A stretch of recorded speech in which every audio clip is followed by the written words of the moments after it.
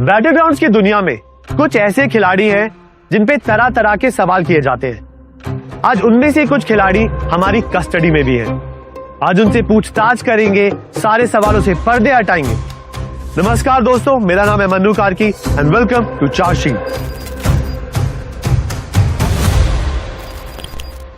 Welcome back to India. Aryan, thank you, वापस आके अच्छा लग रहा है। बताइए तो लाखों ने दी होंगी, which you deserved as well. But मुझे बिहाइंड द सीन जानना है कि क्या गड़बड़ चल रही थी। समझा नहीं, आप किस चीज के बारे में बात कर रहे हो? मैं उस कंट्रोवर्सी की बात कर रहा हूँ जो सैलरी पे हुई थी। टिल डेट आर्यन आपकी तरफ से कोई स्टेटमेंट बाहर नहीं आया है। आएगा भी नहीं, मामला लीगल जा चुका है और लॉयर ने भी मना करा है बात करने के लिए। मामला अभी लीगल गया है ना। EWC के टाइम पर आपने आवाज क्यों नहीं उठाई? आपने क्यों नहीं लिया अपना स्टैंड? हमको दबाया गया था और बात करने से ही मना किया गया था। डेब्यू ईयर में ऑफिशियल ट्रॉफी और इंटरनेशनल रिप्रेजेंटेशन, इस चीज को मैं क्या बोलूं, लक या टैलेंट? सर, इसको अगर आप लक कहोगे तो हम हमारे प्लेयर्स की डिसरेस्पेक्ट कर रहे हैं जो इंडिया रिप्रेजेंट करने गए। वो अकेली टीम थी जो इंडिया के अंदर चैंपियन बन के बाहर गई है और आई थिंक यही परफॉर्मेंस अगर वो कंसिस्टेंटली दिखाते रहेंगे तो इन्हें कोई नहीं रोक पाएगा। स्काउट रिप्रेजेंट तो आपने भी काफी बार किया है, बट कम्युनिटी की जो उम्मीदें आपसे वो आप कभी पूरी नहीं कर पाए। वापस आप बोल रहे हो सर कि इंडिया की जो हाईएस्ट अचीवमेंट है वो हमने ही लाके दी थी। हाँ, नो डाउट हम उस लेवल का परफॉर्म नहीं कर पाए जो एक्सपेक्ट कर रहे कि हम टूर्नामेंट जीते जाके, क्योंकि हम लोग के पास उतना ट्रेनिंग स्पेस नहीं था उस सर्किट पे कि हम रेगुलर टच पे रह पाए। और आपको जैसे पता है कि हमारे इंटरनेशनल बीजेस कट ऑफ कर दिए गए थे और अब जाके चांस मिला है हमें। तो 100% हम हमारी जो कम्युनिटी की एक्सपेक्टेशन है वो फुलफिल भी करेंगे और इंडिया का एक जो झंडा है वो टॉप लेवल में दिखाएंगे भी। बाहर का एक्सपीरियंस साइड रखते हैं इसका। ये बताइए, कंटेंट क्रिएटर बनने की उम्र में ई स्पोर्ट्स का वो जचता नहीं है आप पे? सर, आप बताओगे कि मैं ई स्पोर्ट्स को कंटेंट, मैं ये जो चीज़ कर रहा हूँ ना, इसको करने के लिए high level of consistency and hard work चाहिए। और आई थिंक नेगेटिव चीज़ों को पॉइंट करना बहुत आसान है, तो फेलियर्स को लोग हाईलाइट बहुत आसानी से कर लेते हैं। और जो नए प्लेयर्स हैं उनके जो माइलस्टोन्स उन लोग जो अचीव करने के सपने देख रहे हैं, मैं ऑलरेडी वो चेक इन कर चुका हूँ। स्काउट, ये बोलना तो काफी सही रहेगा, आपकी चार्जशीट काफी इंटरेस्टिंग है। आसान नहीं है ये जिस तरीके से आप चीजें करते हैं बाकी प्लेयर्स के लिए। Not everyone can be scout. हर कोई ओवेस भी नहीं बन सकता। ओवेस ट्रेंड थोड़ा सा चेंज कर रहा है। जो नए खिलाड़ी हैं वो बढ़िया गेम भी खेल रहे हैं और डोमिनेट भी कर रहे हैं वेटरन्स के मुकाबले। डेब्यू लाइन जीत भी रहे हैं, इंटरनेशनल क्वालिफाई भी कर रहे हैं। आपका एक्सपीरियंस एंगल अब मेरे हिसाब से फीका पड़ चुका है। क्या बात कर रहे हो ऑफिसर कार्की, मैं आपकी बात से बिल्कुल सहमत नहीं हूँ, क्योंकि कम्युनिटी में वेटरन्स बचे ही नहीं है। मैं उंगलियों पे काउंट कर सकता हूँ। तो मुझे आप ये बताइए, BGMS सीजन 4 में क्या आपकी टीम पोडियम तक पहुंच सकती है? जी हाँ, पहुंचेगी। ओवेस अपने लड़कों के साथ आया है। स्काउट? नोप, मुझे नहीं लगता वो टॉप 3 पहुंचेंगे। मैं ओवेस की टीम को टॉप 3 में नहीं देखता। ना स्काउट ना ओवेस, दोनों नहीं पहुंच रहे टॉप 3। आपसी रंजिश देखी जा रही है यहाँ पे। ये वो खिलाड़ी हैं जिन्होंने हमें रिप्रेजेंट करा है इंटरनेशनल लेवल पर और उसके लिए फुल रिस्पेक्ट भी है, बट इन खिलाड़ियों पे भी सवाल उठाए जाते हैं। आज उन्हीं सवालों के जवाब के लिए हमने इन्हें इंटेरोगेट किया और मैंने ये सारे जवाब आपके सामने रखे विस्तार तरीके से। असली सवाल ये है कि अब आप किस पे कितना भरोसा करते हैं। आज के लिए बस इतना ही। मेरा नाम है Mannu Karki, this was चार्शी।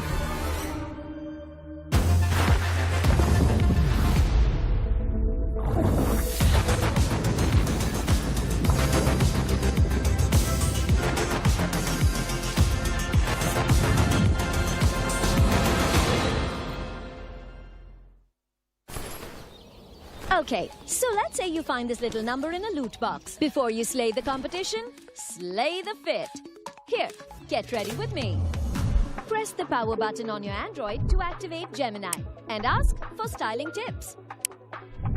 How do I style this jacket for a casual look? For a casual look, pair this jacket with jeans and a white, black or grey t-shirt. Complete the outfit with either boots for a rugged vibe or clean sneakers for a modern, relaxed feel. Boom! Conquer coded outerwear. May you slay in style. Only on Android.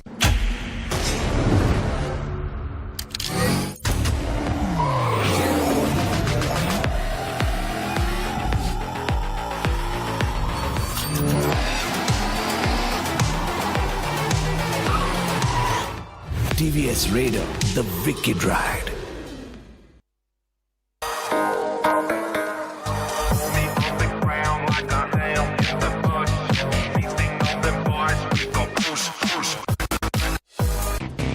Real MVPs are not born, they practice every day. For OP moves on the field and in life. Duolingo English Test. Proud supporters of dreamers and doers.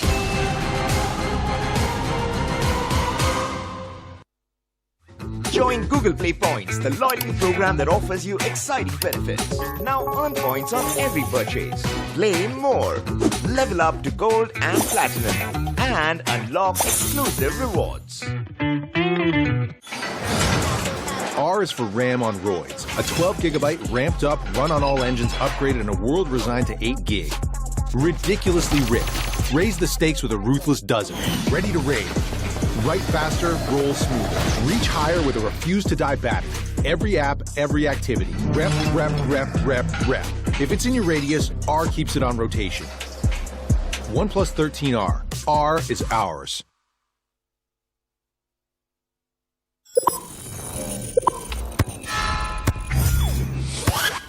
Red Bull gives you wings.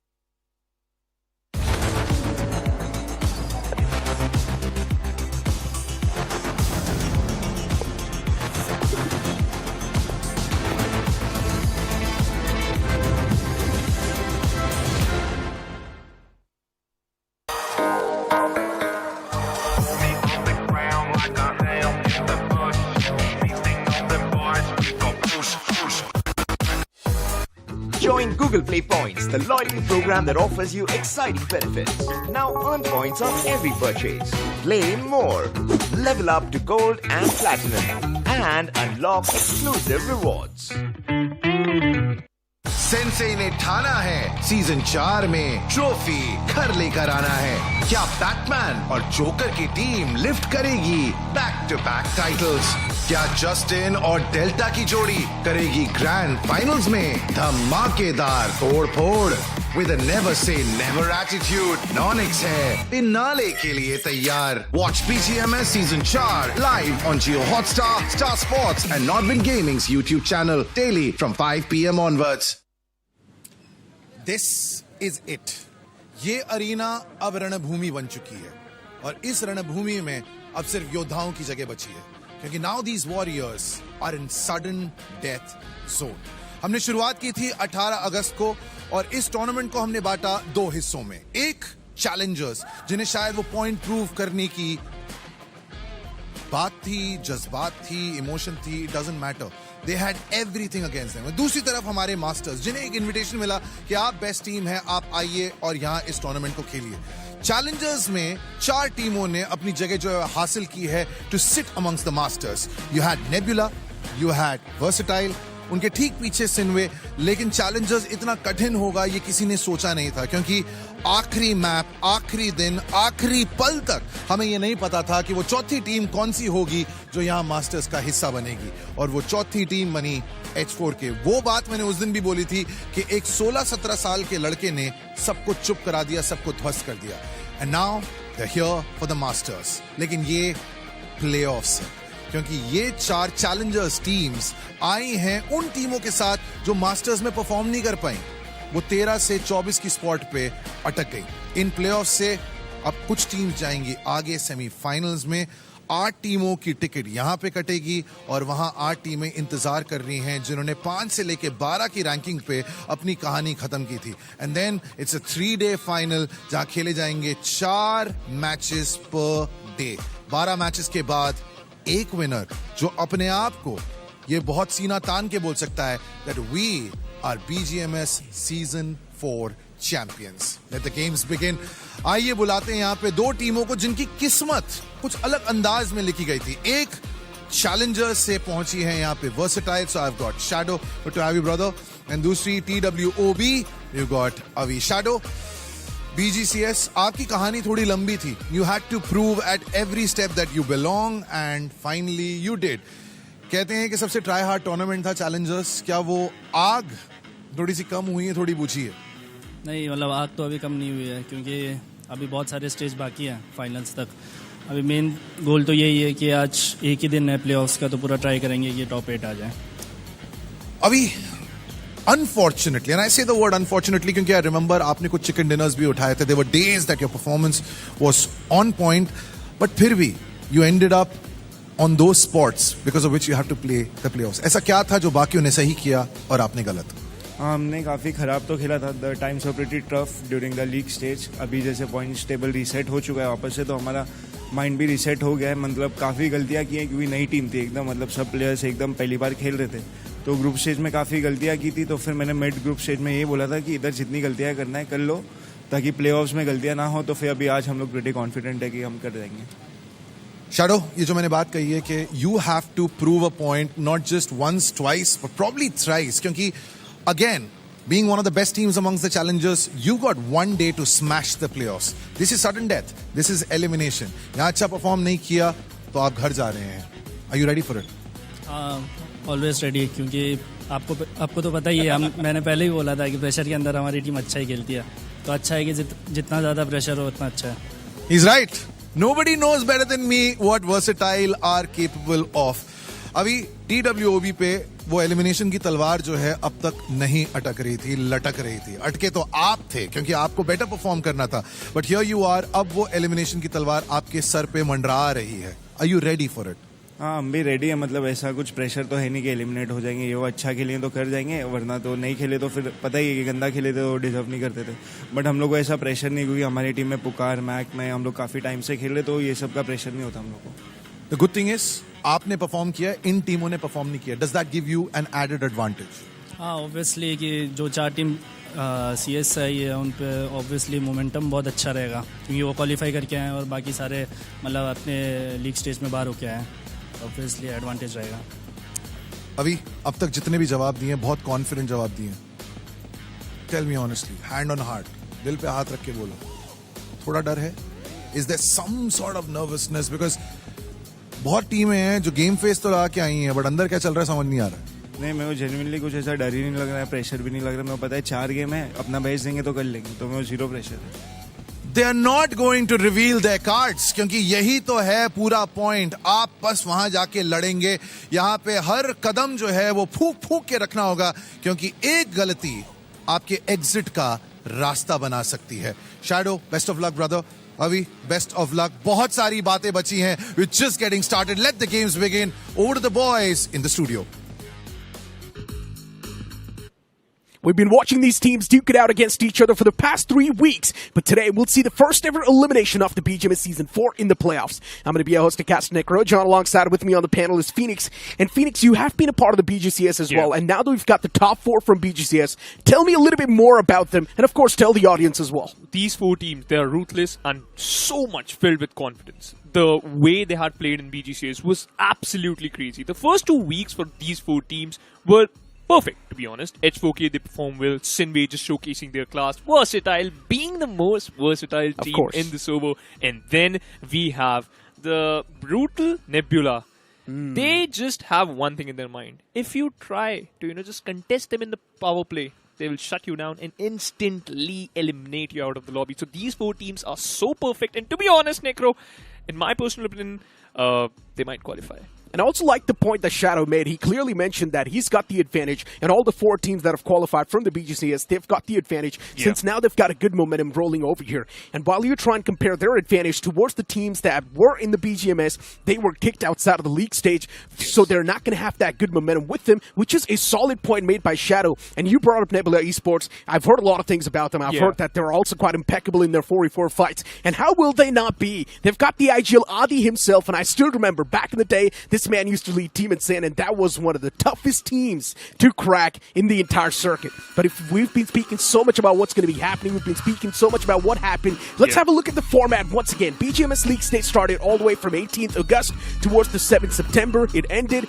We had 24 invited teams, and of course the top 4 directly advanced towards the BGMS Grand Finals. The mid-8 will now compete in towards the semifinals, and the bottom 12 will move on towards the playoffs, which we're currently in. Yeah, BGCS League Stage was also similar, started off from 19th August till the 7th of September. Now we have the top 4, and this is the BGMS playoffs. From here, we can see the top 4 team from the BGCS and the teams who end up on the 13th and the 24th position. From 13th to 24th position, they will compete in playoffs. From here, only top 8 teams will qualify for the BGMS semi-finals, and they will face the rest of the 8 teams from the BGMS. But the important factor is Necro in the previous BGCS, like 2 days ago, we saw a team H4K. They barely managed to just climb up the ladder and just get the golden ticket for the playoffs. Exactly. I mean, we've got H4K stats as well, clearly having 163 points on the board. Versatile, of course, it's one of the most experienced teams in this entire BGCS, so it makes a lot of sense for them to qualify with 201 points, 213 points from Sinewy, and then you've also got Nebula Esports with 222. And I'm pretty sure everyone heard about what happened with Vasista Esports and how they were kicked outside of that top 4. It's all thanks to Nebula Esports and Adi shenanigans. It was pretty visible in the final day what Nebula did to the players of Vasista Esports. But take a look on the second position. Zinwei got 5 chicken dinners, and that is the beauty of Mox and his lads, right? They have a so good control in the map. Be Sanhok. Be prepared for Sanhok, to be honest, to all the audience out there, and to you, Necro, too, and obviously Mr. Scared will join us too. Sinway is the most brutal team on Sanhok. They don't care. Trust me, they don't care if they are facing 2 teams in once, if they are even prepared for 3 teams in once. They are so good on Sanhok that they are legit matching the amount of experience against the players of Versatile. I guess the crazy part over here is that mastering the map of Sanhok is the most difficult thing because there are too many RNG factor that gets involved. It's such a zone-oriented map, and if you still manage to crack the map of Sanhok, you're probably invincible at that point. And I hope Sinewy over here will do extremely good too. But we cannot really ignore the fact that there are so many teams even coming in from BGMS, so that's going to be tough competition. Intensity will amp up, but as we move on to this short break, we'll be right back with the upcoming game.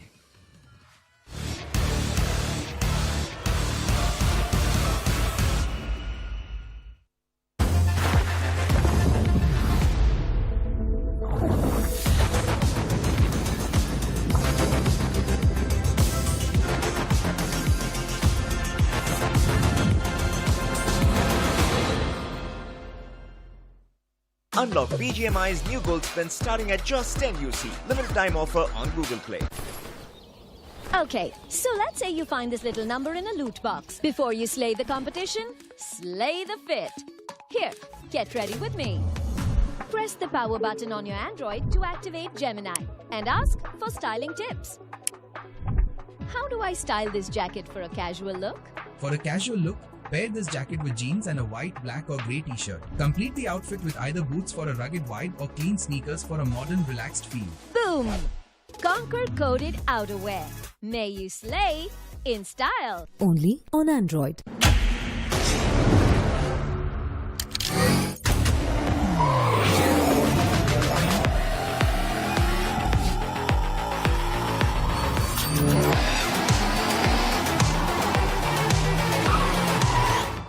TVS Raider, the wicked ride.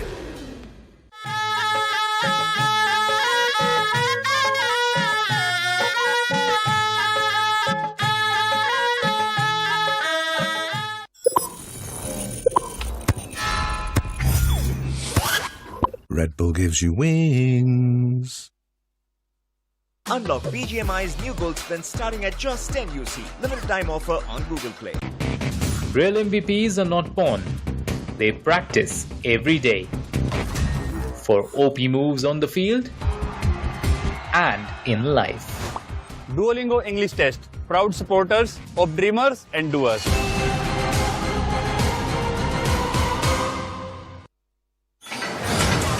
R is for RAM on roids. A 12GB ramped up, run on all engines, upgraded in a world resigned to 8 gig. Ridiculously ripped. Raise the stakes with a ruthless dozen. Ready to raid. Write faster, roll smoother. Reach higher with a refuse to die battery. Every app, every activity. Rep, rep, rep, rep, rep. If it's in your radius, R keeps it on rotation. OnePlus 13R. R is ours.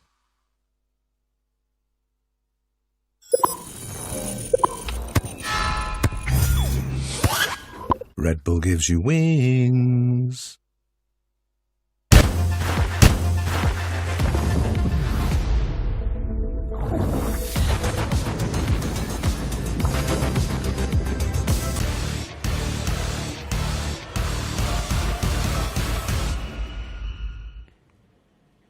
Welcome back after that short break, and as we head on towards the first game itself, there's still a lot of confusion in our mind. Will it be the 4 teams from BGCS dominating, or will it be those left out teams from BGMS who were not able to move on towards the semifinals dominating this entire game? We cannot even ignore the fact that the teams from BGMS are still someone that can pack a lot of punch. Let's not forget, we've got teams like Los Hermanos who absolutely manhandled teams in the week 1. We've also got Team Aryan, a team with a hidden potential that they're still keeping it hidden, and I hope they're not going to keep it hidden anymore. But to be honest, they have to be careful of Team Nebula. Eventually, if they keep that hidden, then it's going to be a huge point of trouble for them. But if you want to see your team, how they play, if you want to check out their POV, you can just hop onto Geo Hotstar and utilize that multi-cam feature. You have Nebula, VXT, Victorious Summers, and Mad Kings. Generally speaking, for Victorious Summers, the only way they can stand a chance to qualify, they need to amp up that aggression. They cannot keep on playing that passive gameplay over and over again. They need to prioritize the power play points. This is what I've been mentioning since the start, and Victorious Summers has been concerned for over the fact that they are not really moving on in the early game and actually going for those fights. To be honest, Necro, what I'm thinking is this is going to be a really, really tough day for all teams out there. But you know what? They will be very happy because they are playing on a beautiful 1+13 unstoppable performance, man. Because if you are looking forward for a perfect and a perfect outcome and good chicken dinner, I think so this is the perfect device. Of course, you will get smoothest gaming experience out there with the 1+13, and that's what the players are playing on as well. But back towards the main conversation that we're having, right? You were speaking so highly about Sinewy and Nebula Esports. What about VXT and H4K? What do you think? What is something that really drives these teams to actually be there in the top 4? First of all, not even a single question about the players of Team VXT. They are so solid. They are so good. They have the experience, of course. Yeah, and obviously the experience. You know what? In every single circle, you will see VXT. They have a really good control in this particular match itself. Whenever the safe zone moves, you will always see either it's Shadow or Sarin. They have a chunk of the safe zone. And it usually happens that they tend to control the eastern side of the safe zone.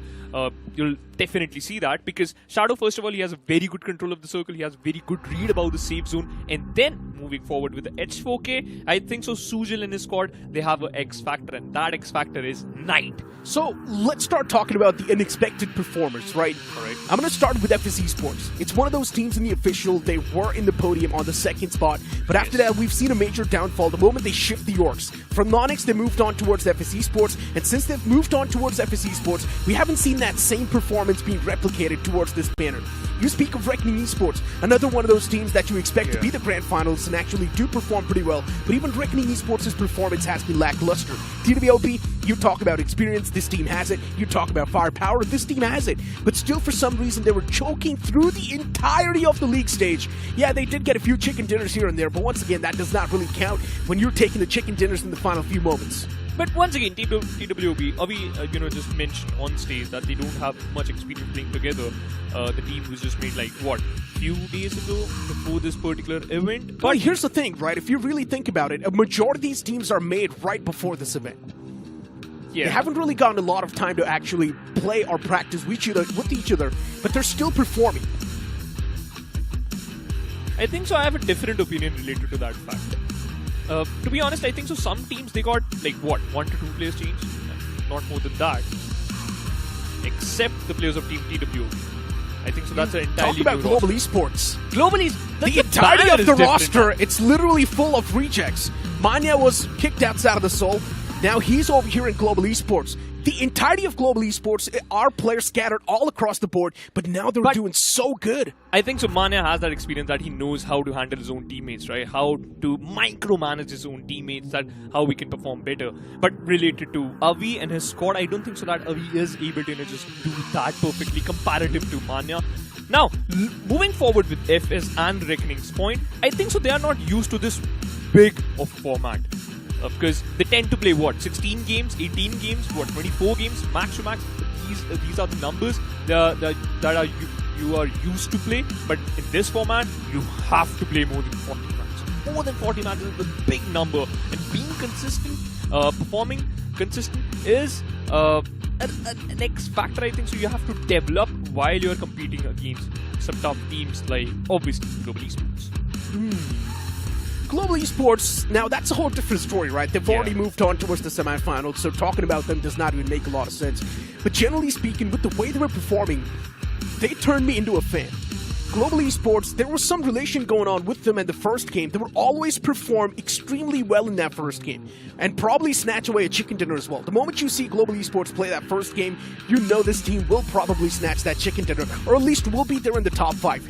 Yeah, it's a whole different story that they were not able to qualify towards the top 4, but they still got extremely close, right? Yeah. And another thing that we need to talk about is also going to be 4TR. It's another one of those teams that came through with a massive change, brought in Z-God, who used to be content creator after his pro circuit retirement or whatever the break he took. And then once he's now made a comeback once again in the BGMS Season 4, Z-God's been doing a perfect job so far. Yep. He's doing insanely well for the team, and the entirety of the team as a unit, they've been doing extremely well. But for now, let's move on towards the first game of the playoffs, as the plane's gonna hit the skies once again, starting all the way from Georgepur towards the opposite side, towards the Asna Polyana. This plane flap pad heavily tilted towards the northern side. Annoying plane path from the get-go. This is the first Erangel End, and you'll get only 4 matches. Team Aryan also, I would love to talk about them. They have the international experience and they are still in the playoffs. Come on, you gotta answer that. You have to perform well, and then you can just showcase the experiences. Yes, that was not a fluke. But moving forward with the plane path, I think so Nebula will definitely enjoy it. FS, I think so they'll be very happy. Sinewy, I think so they don't mind this flight path too, and especially versatile. They know that the northern side of the map is really helpful for them. TWOB, they are moving towards Zaki. Team 4TR already heading towards the northern Georgepur city. Meta Ninja, they are moving towards the western side of the map.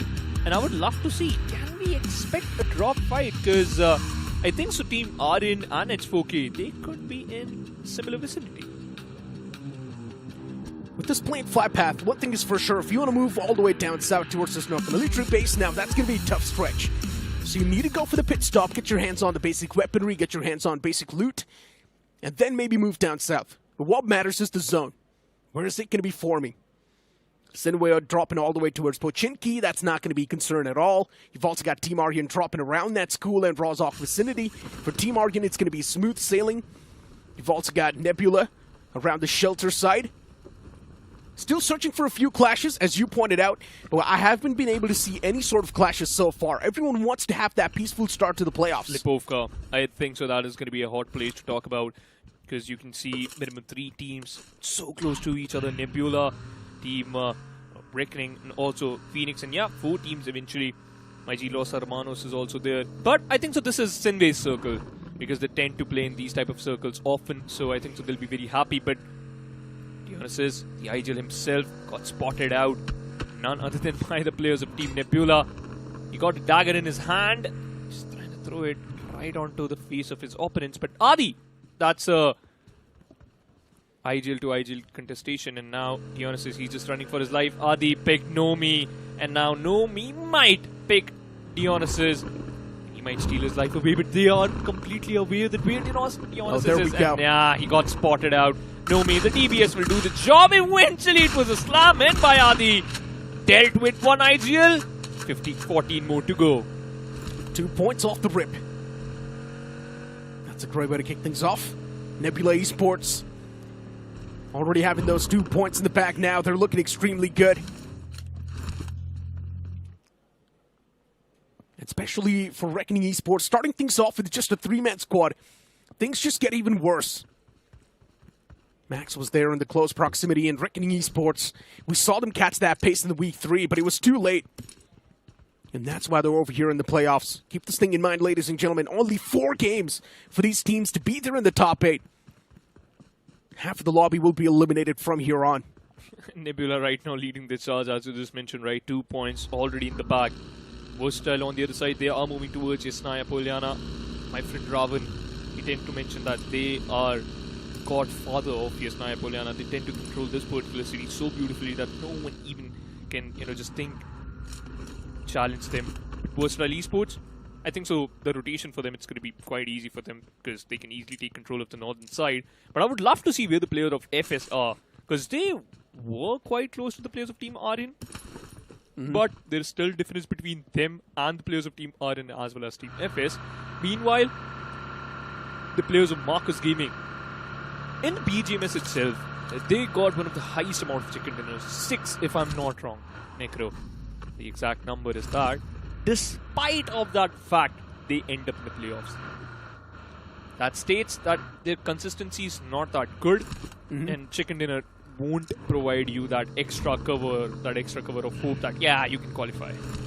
Nebula Esports, since they acquired those 2 points off the rip, it's going to give them a massive confidence boost. Yeah, what Adi's going to do is hunt down the teammates. He knows about the drops. He's just doing the same thing he was doing in BGCS, Necro. Oh my god. You love to see it, right? Yeah. The confidence oozing out from the man. Searching for praise. Nebula Esports is surrounded by a lot of foes as well, so we cannot really ignore that fact either. And look at the loot. No west, that's it. And they're still going for that hunting mode. Interesting. Nebula extremely confident in their firepower. Constantly scouting the grounds out. They know Phoenix Esports likes to drop around this area. Yeah. They also know Phoenix Esports can be an easier prey compared to all the other teams. Phoenix Esports have been around the bottom pack in the BGMS. And Nebula, they've started things off targeting those teams in the bottom half. First, Reckoning Esports, and now Phoenix Esports might just be under fire. Archid on top, Nebula Esports realizes the fact that they're going to be shot at, but Phoenix Esports this time, 2 steps ahead. They've already found the first knock, they've got the man advantage inside of the fight, and Phoenix Esports, now they can just play with the compound. Archid, he really does want to find the second knock as well, apply that constant pressure. But Nebula, they've already executed that escape. Phoenix Esports with the entire cavalry ready to duke it out against the players of Nebula. But Nebula, will they be able to escape? That's my question. They're making the great escape right in front of the players of Phoenix Esports, and they somehow back away from this territory. They're just smart, Necro. Then lost Nomi, got knocked out, picked him, and then they just ran away so quick. And Nomi, he hasn't got the revive yet, but he will, trust me. And now Phoenix Esports, they're just switching the sides. Now they are on that hunting mode. And yep, Nomi, he got the revival. He's back on his feet towards Lipovka. They thought that they can hunt down the players of Phoenix Esports. As you just mentioned, they were looking an easy target, but it seems like that they were prepared for that. And now all the teams in the safe zone, they are moving towards the center of the circle. You have to be careful of Meta Ninja because they are so good controlling that center. H4K, meanwhile, they also got 1 frag. Now, both the teams from BGCS managed to get 1 frag, but Meta Ninja, it seems this is not looking good because they are having a fight against the players of Team TWOB, and a perfect spray! That's the end for Marcus Gaming! Team TWOB wipes them out! 3 frags in total. Mac got 2, but 4TR, they are in the vicinity. Z-God spots out the players. Spray was there, but no connections yet. Alvy's still knocked out in the open. And 4TR, the way they've struck, it's perfect. The timing was impeccable. And now TWOB will need to respect the presence of 4TR and just back away from this fight. But TWOB, they've already acquired 6 points. Taking down 3 players in the power play. Eliminating Marcos Gaming off the rip. That's going to give them a lot of advantage. Phoenix Esports, they were on that constant tail against the players of Nebula Esports. And Nebula is now getting ripped apart. Adi, the IGL is already down and dusted. That's another fight that's commencing. A lot of these teams actually prioritizing the power play, and I love to see it. It feels like even the teams from Master Series, they've realized the depth of the situation, and they've realized the importance of these power-ups. Henry on the other side just switching his position. Once again, repositioning himself so that he can take a perfect fight for himself. The DBS fight is just taking a bit long. Meanwhile, Kratos retaliates back, and now the players of Phoenix Esports, they are in a whole lot of trouble. Henry caught the players lacking. Lobs a very interesting sticky grenade and managed to find an opening. That was because of side axis grenade was perfect. Ash also melts down Kratos, but in this fight, Team AX, they have to wrap this up because now they only get 10 seconds. Oh, no. The grenade was good. 1 more knock. I think so this could be the end for the players of FS. And yes, that's it. Team Aryan will eliminate another team. 4 points. And they got all of them in the first circle. But Team Phoenix, they are in a whole world of trouble. A clean fight executed. Team Aryan, solid stuff. But now for Phoenix Esports, as you mentioned, they definitely do seem like they're in massive trouble. But even for the man of Nebula, even he's taken down extremely low. This fight can be anyone's way. Archit, he seems a little bit more healthier. Nebula, they're supposed to be the biggest threat in the lobby, but they've already been eliminated by the hands of Phoenix Esports. That's 4 eliminations. I'm not exactly sure how many eliminations out of those they actually managed to convert in the power play. But Phoenix Esports, this could have been a good start. But unfortunately, they lost out on too many players in this fight. Now that's going to be a bit of a rough start for Phoenix, FS Esports, Marcus Gaming. All the teams that have lost out on players and got eliminated. Imagine for FS Esports, if they continue playing this way, they will be eliminated. Seems like that pretty clear. FS once again unable to perform in this playoffs too. That's the first map.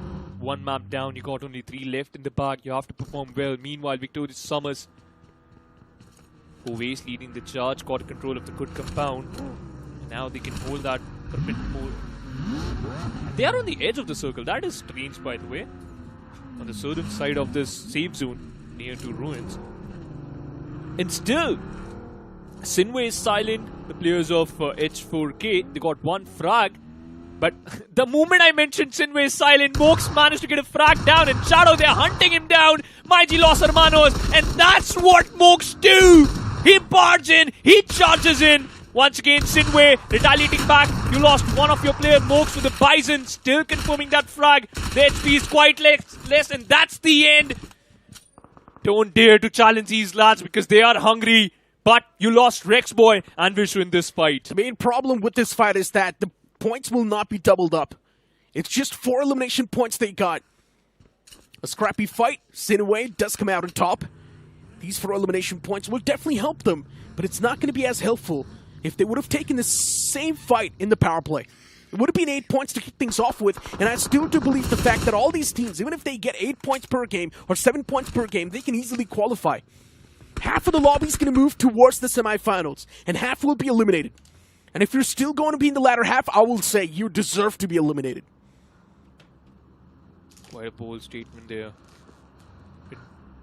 We would love to see a bold outcome from the players of Liye Esports because they were also on that struggling phase in the BGMS itself.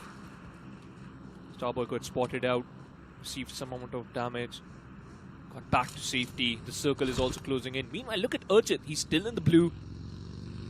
And the circle moves to the center, prioritizing the containers as well as north. This is a perfect time for TWOB to at least end up in the top 5. Perfect spray from Henry, and yes, he managed to knock out Starboy. That's the start of the end. Great way to kick things off. And Liye Esports dropping down bodies left, right, center. Even Smoker getting smoked in that duel.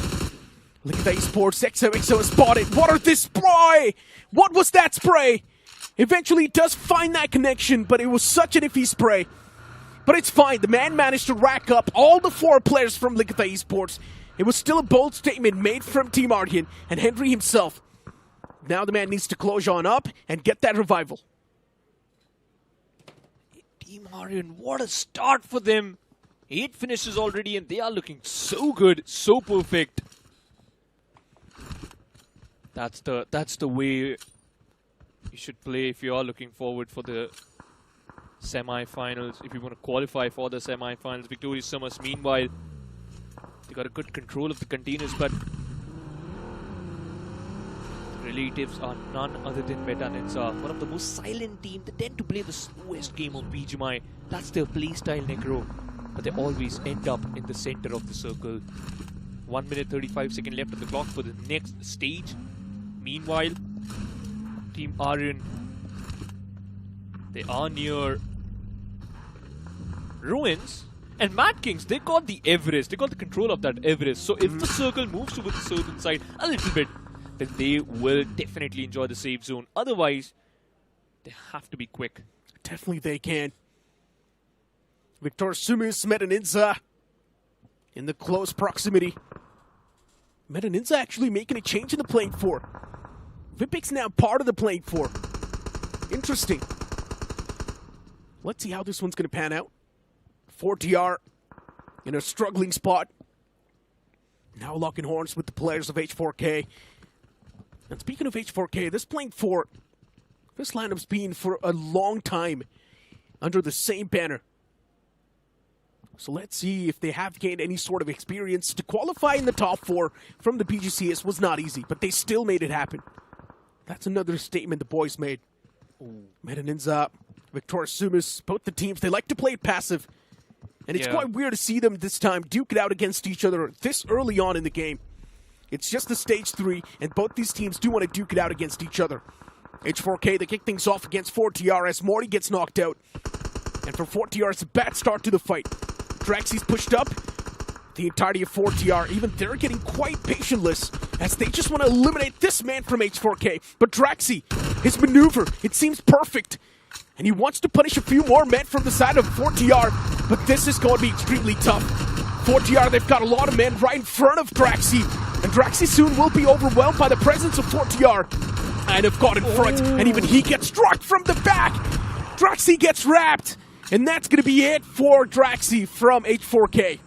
Pain life is there to at least help his teammates down and eliminate that threat. Draxy's out of the lobby now. H4K, they're just down to only one player. Osiris it is. He has to survive. At least make sure that at least you end up in the top 5 if you are looking for some good points. Meanwhile, Zgot spots out the players of Team TWOB hiding inside that squad house, but the distance is quite a lot, so there's no point wasting the bullets onto them. You lost Avi in that early stage, but you still managed to get at least some frags. Yeah, there's still about 3 players standing, right? So it's all good. Yeah. As long as you don't have just 2, and if you've got 3, it's all good in the hood. Still, things can be recovered. For 4TR, they almost lost out Morty. That man from H4K could have been deadly. But 4TR managed to recover, managing to stabilize once again. Things looking good and dandy. But in all these fights, you can see VXT, they got a chunk, they at least got one part of the safe zone. And before this match, we had a conversation, Necro, that I told you, Shadow or Sarang, these are the 2 lads who tend to control the safe zone. And right now, Shadow, he has that advantage of the safe zone, got the northeastern side of the safe zone, got northeastern side of the map, so they'll be very comfortable. Meanwhile, Team RN, 8 finishes already in the bag. Henry secured 4, and he's looking out for some more. Team Aryan's popping off on a completely different level. We did see that iffy spray from Henry, but it's fine. The man still managed to rack up 4 elimination points, and that's what matters. But as of now, for Team Aryan, since they've got such a solid start now, they just want to settle down, which makes a lot of sense. Team Aryan does not really want to go for that unwanted smoke. But still taking those shots against the team in the far right. Sinewy, they're in such an uncomfortable spot. They found themselves in such an awkward spot. They are still around the centric part, so that's a different thing. But Team Aryan, this compound they've got, they're wrecking a lot of chaos, but they're also causing a lot of attention upon themselves. If the zone moves away from Team Aryan, there will be a lot of those shots taken against him, but I'm pretty sure Team Aryan just does not really care. They've already got so many points that Team Aryan can go for this risk. They are quite comfortable, by the way. 9 finishes already. Aryan the only one. Hasn't got a finish yet, but I don't think so. That is a problem. His teammates, they are doing a fabulous job. But meanwhile, Mad Kings, they lost their IGL. Shadows out of the picture. So now you have to be careful. 4 teams near these containers, the Georgia Pool containers. Team Reckoning, Mad Kings, Meta Ninja, and Victorious Summers. The problem for Meta Ninja is they can get sandwiched between at least 2 teams. And at that particular fight, Mad Kings can also pick up some frags. But here the circle will move. Will it move towards the zone magnet, Shadow? Or will move towards a certain side of the map? Would love to see that in just, what, 1 second? And yeah, it's a sentinel shift. It is still favoring the containers. Also, some compounds of the northern Georgia Pool city. Versatile Esports. With the position they've got, this high ground can definitely be converted good. But unfortunately for Versatile Esports, this high ground's outside of the circle. Which means they will need to leave this comfort zone soon and move inside of the zone. And that's where Versatile will face a lot of problem. Probably take a fight against the teams in the compound. See what exactly is going to pan out well for them. There's also Team Aryan in the opposite fray that's constantly poking the players of Versatile. And at this point, they're trapped. Versatile, did they have an escape option available? Yes, they do. But where are they supposed to ram their vehicles? That's the main question. But if you look at the spread from Versatile, even that's quite massive. Ronnie's all the way in the opposite side. And he is eyeing out the players of Sinewy. The man squad exposed. Shots were taken. But nothing critical happening yet. No knockouts. Still got 2 minutes left on the clock, and Ronnie, now you have revealed your position, so Sinewy will try to pepper you down. Team Aryan, they are on the move. They are moving inside the circle. Already lost some players.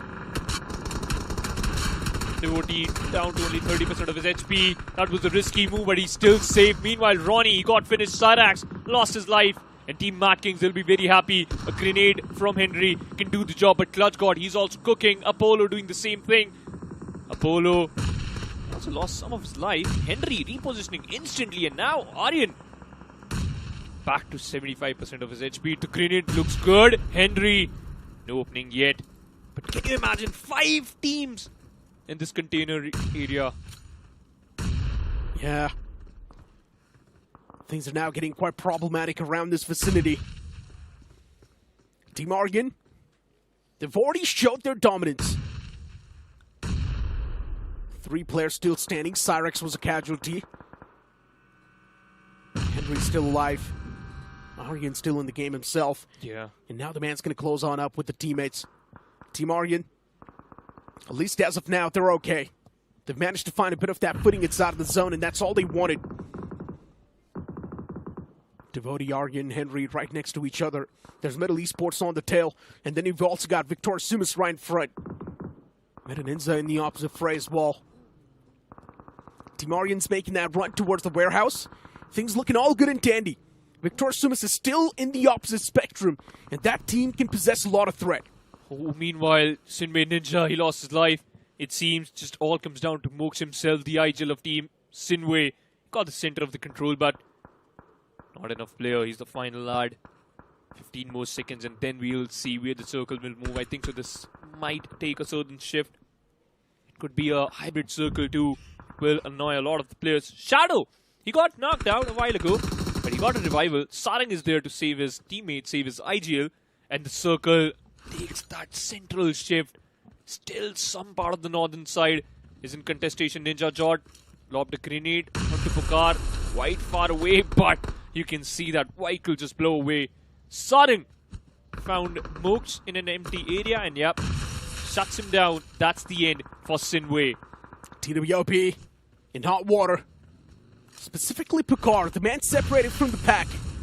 Utilities are not finding any sort of connection, so at least that's good. But Versatile soon will be a major threat. Even Ronnie was lost out in that duel. But luckily enough for Versatile, now they've got much more ground to cover. And a decent bit of playing space.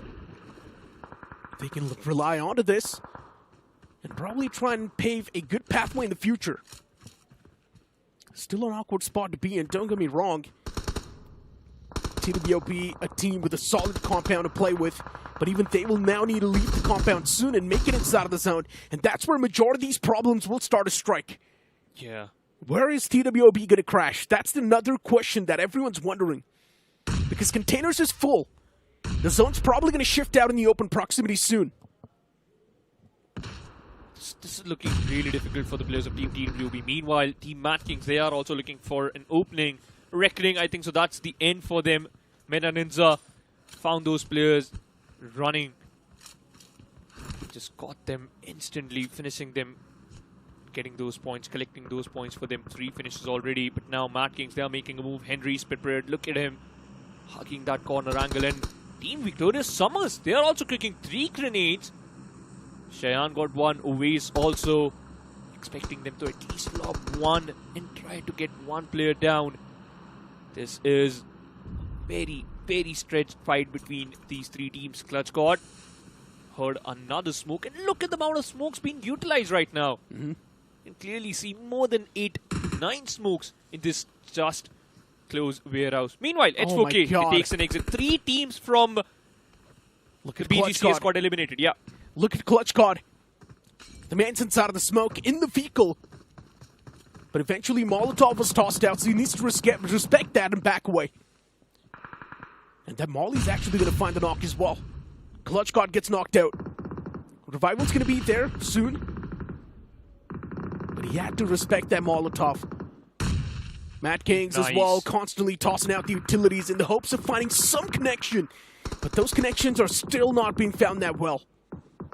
Team Argon, they're just put in that warehouse. Everyone's waiting for the next zone shift to pop up because that's going to be more revealing. That's when things will be more cleared up and you will know what exactly to do. Top 7. TWB's there. Matt Kings also looking forward for the next zone. 13 more seconds and 4TR. Have to be clear. They have to clear those backlines up. Otherwise, they might get punished. Pokar out in an open. He got a vehicle. His best friend where the circle will move.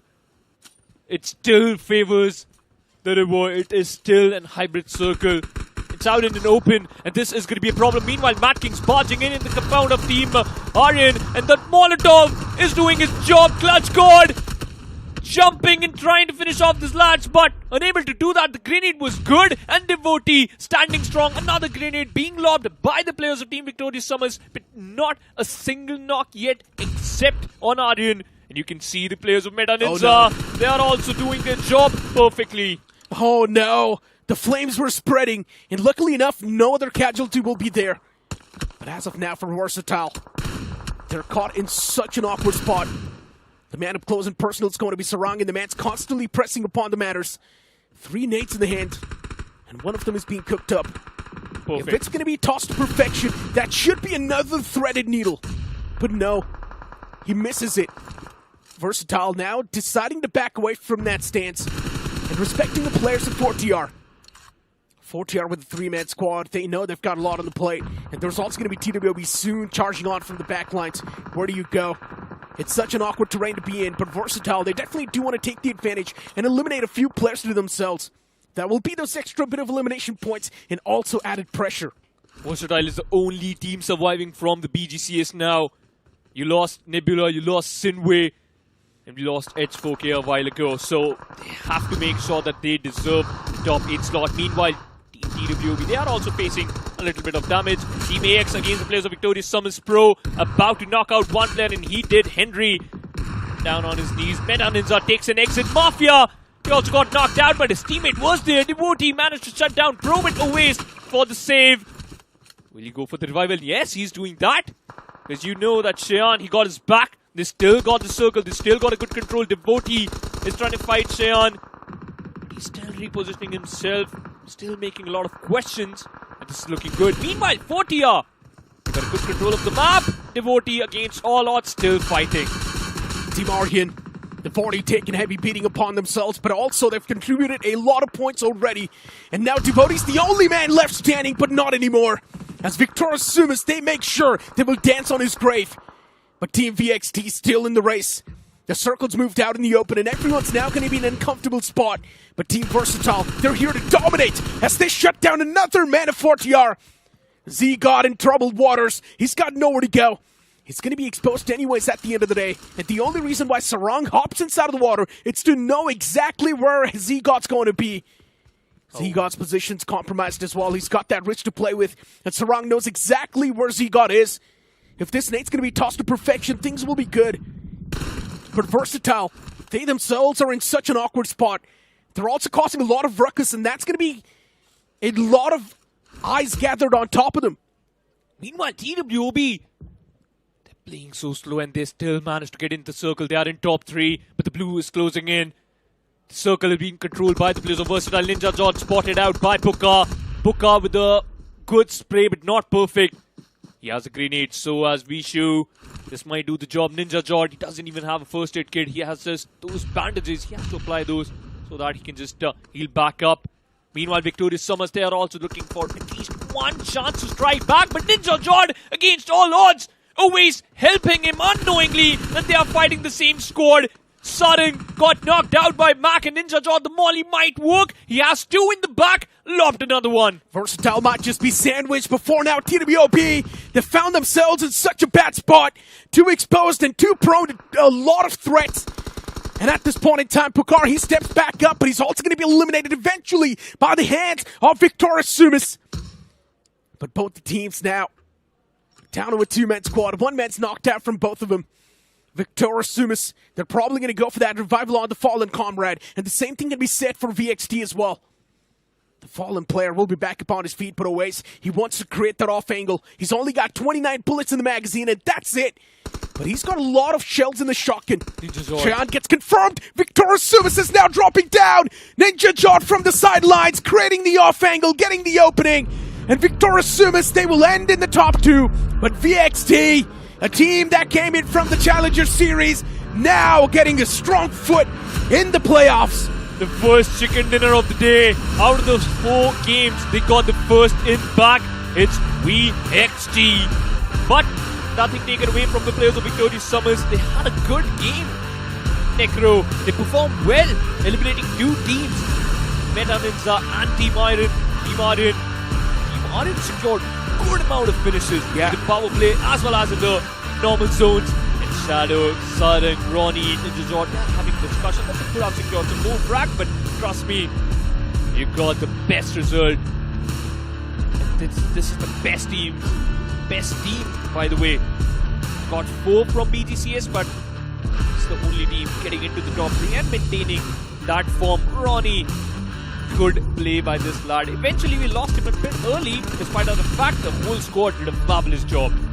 I mean, especially with how the final few moments unfolded. For a moment I thought VXT, they might just be in a big sandwich situation, but unfortunately for TWOB, they were too exposed. TWOB was also able to dish out a lot of damage against the players of Victorious Sumis. We'll continue the conversation, though before now, let's move on to the stage with a quick interview.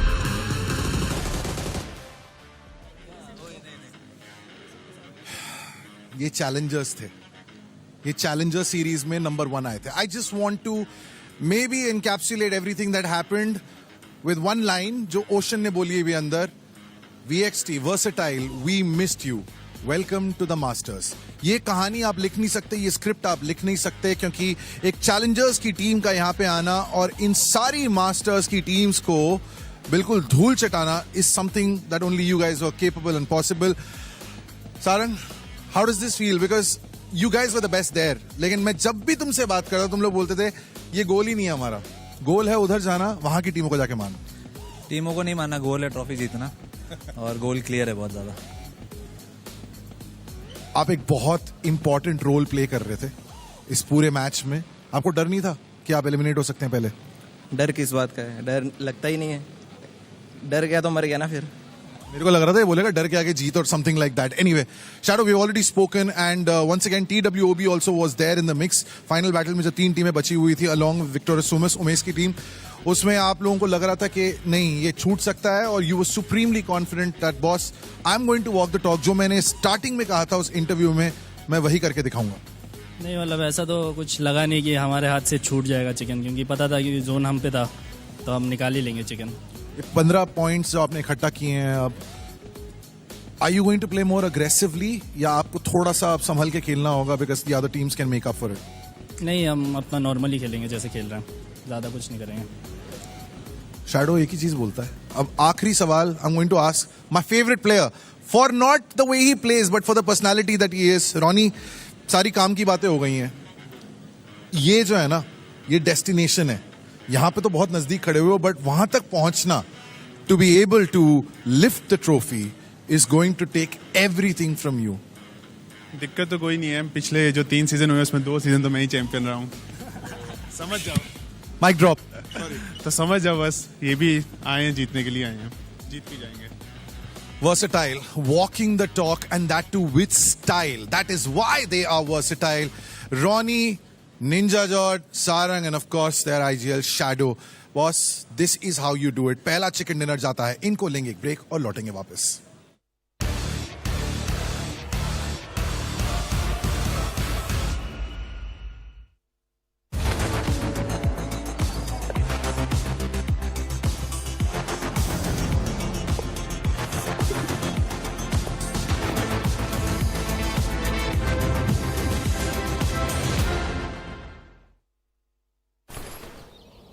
Okay, so let's say you find this little number in a loot box. Before you slay the competition, slay the fit. Here, get ready with me.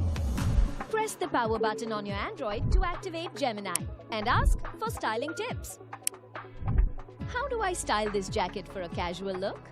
For a casual look, Pair this jacket with jeans and a white, black or grey t-shirt. Complete the outfit with either boots for a rugged vibe or clean sneakers for a modern, relaxed feel. Boom! Conquer coded outerwear. May you slay in style. Only on Android.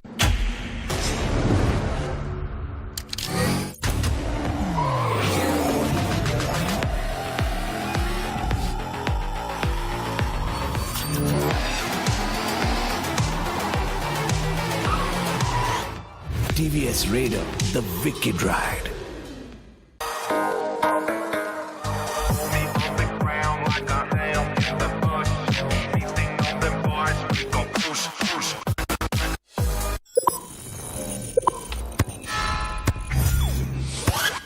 Red Bull gives you wings.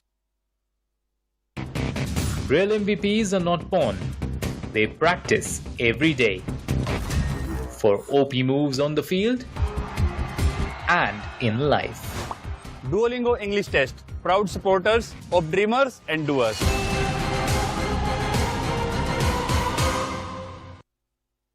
Join Google Play Points, the loyalty program that offers you exciting benefits. Now earn points on every purchase. Play more. Level up to gold and platinum. And unlock exclusive rewards. Unlock BGMI's new gold spin starting at just 10 UC. Limited time offer on Google Play.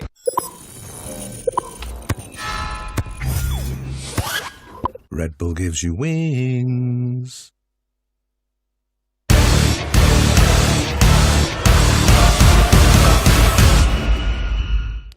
After witnessing such a solid game and also potential teams that could have performed extremely well, I'm also speaking of Nebula. Unfortunately for Nebula, the fight that they took against Phoenix Esports ended up being their own demise. I think so. What Adi was doing as Newer, all right, you're gonna act smart. We were the smartest kid in the room, and they played the best. I think so. To be honest, I love Adi. He's a really genuine lad. He's a really good guy outside the game and inside the game. But he had a taste of his own medicine today, to be honest. Yeah, absolutely, right? And I'm pretty sure for Adi, the game plan was simple. We're going to drop towards prison, get our hands on basic loot, target Reckoning Esports, who's going to drop around us, and then move on and target Phoenix Esports, who likes to drop towards Lipovka. Now, it makes a lot of sense on paper because both these teams in the overall standings in the BGMS were at the bottom. But the moment he actually tried to execute that inside of the playoffs, things were a little bit different. It was not too easy for him.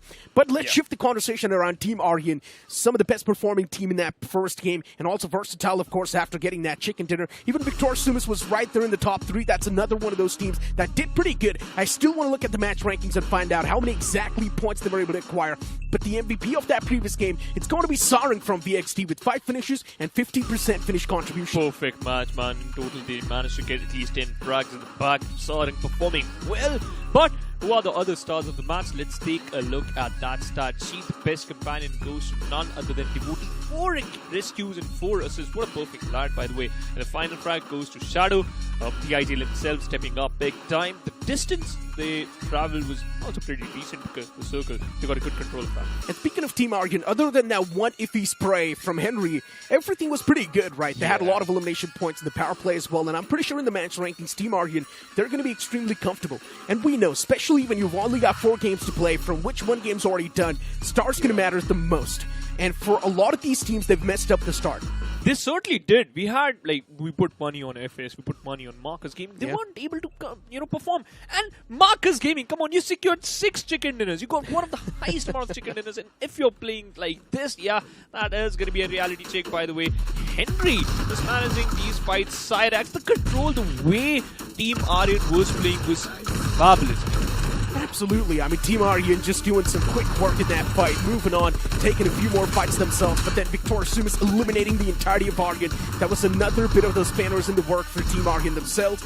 And speaking of them, as I mentioned, before this fight itself, they already had a lot of points, so I'm pretty sure Team Aryan knew the position they've got. It's not a game-winning position. It's impossible to win the game from that spot. But VXT, the way they played the spot they had, that was big praise right there.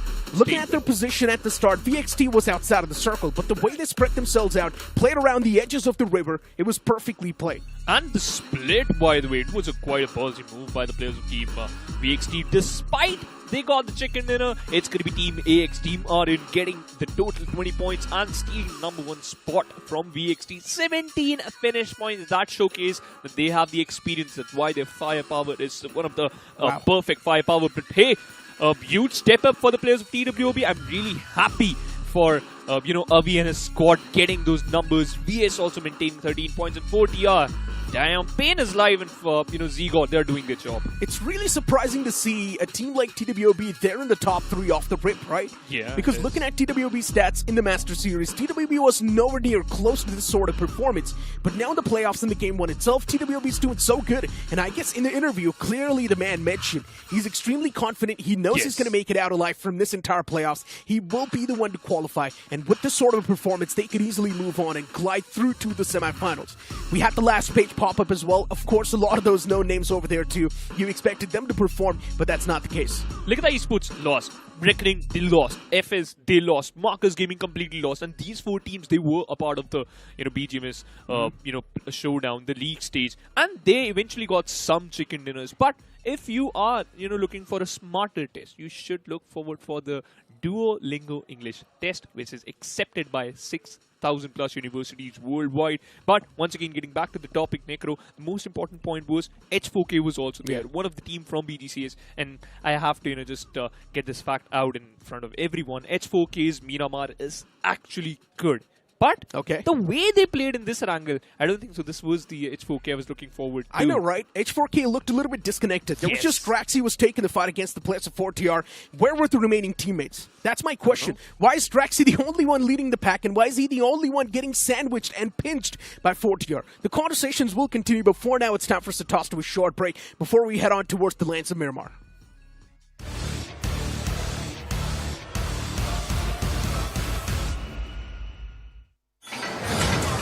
R is for RAM on roids. A 12GB ramped up, run on all engines, upgraded in a world resigned to 8 gig. Ridiculously ripped. Raise the stakes with a ruthless dozen. Ready to raid. Write faster, roll smoother. Reach higher with a refuse to die battery. Every app, every activity. Rep, rep, rep, rep, rep. If it's in your radius, R keeps it on rotation. OnePlus 13R. R is ours. Okay, so let's say you find this little number in a loot box. Before you slay the competition, slay the fit. Here, get ready with me. Press the power button on your Android to activate Gemini and ask for styling tips. How do I style this jacket for a casual look? For a casual look, pair this jacket with jeans and a white, black or grey t-shirt. Complete the outfit with either boots for a rugged vibe or clean sneakers for a modern, relaxed feel. Boom! Conquer coded outerwear. May you slay in style. Only on Android.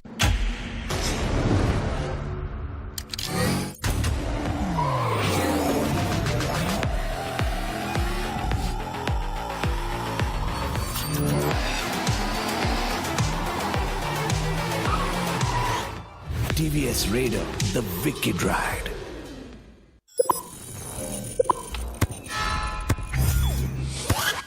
Red Bull gives you wings.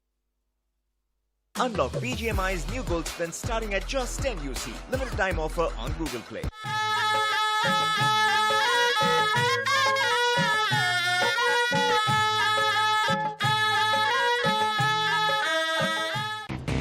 Real MVPs are not born. They practice every day. For OP moves on the field and in life. Duolingo English Test. Proud supporters of dreamers and doers.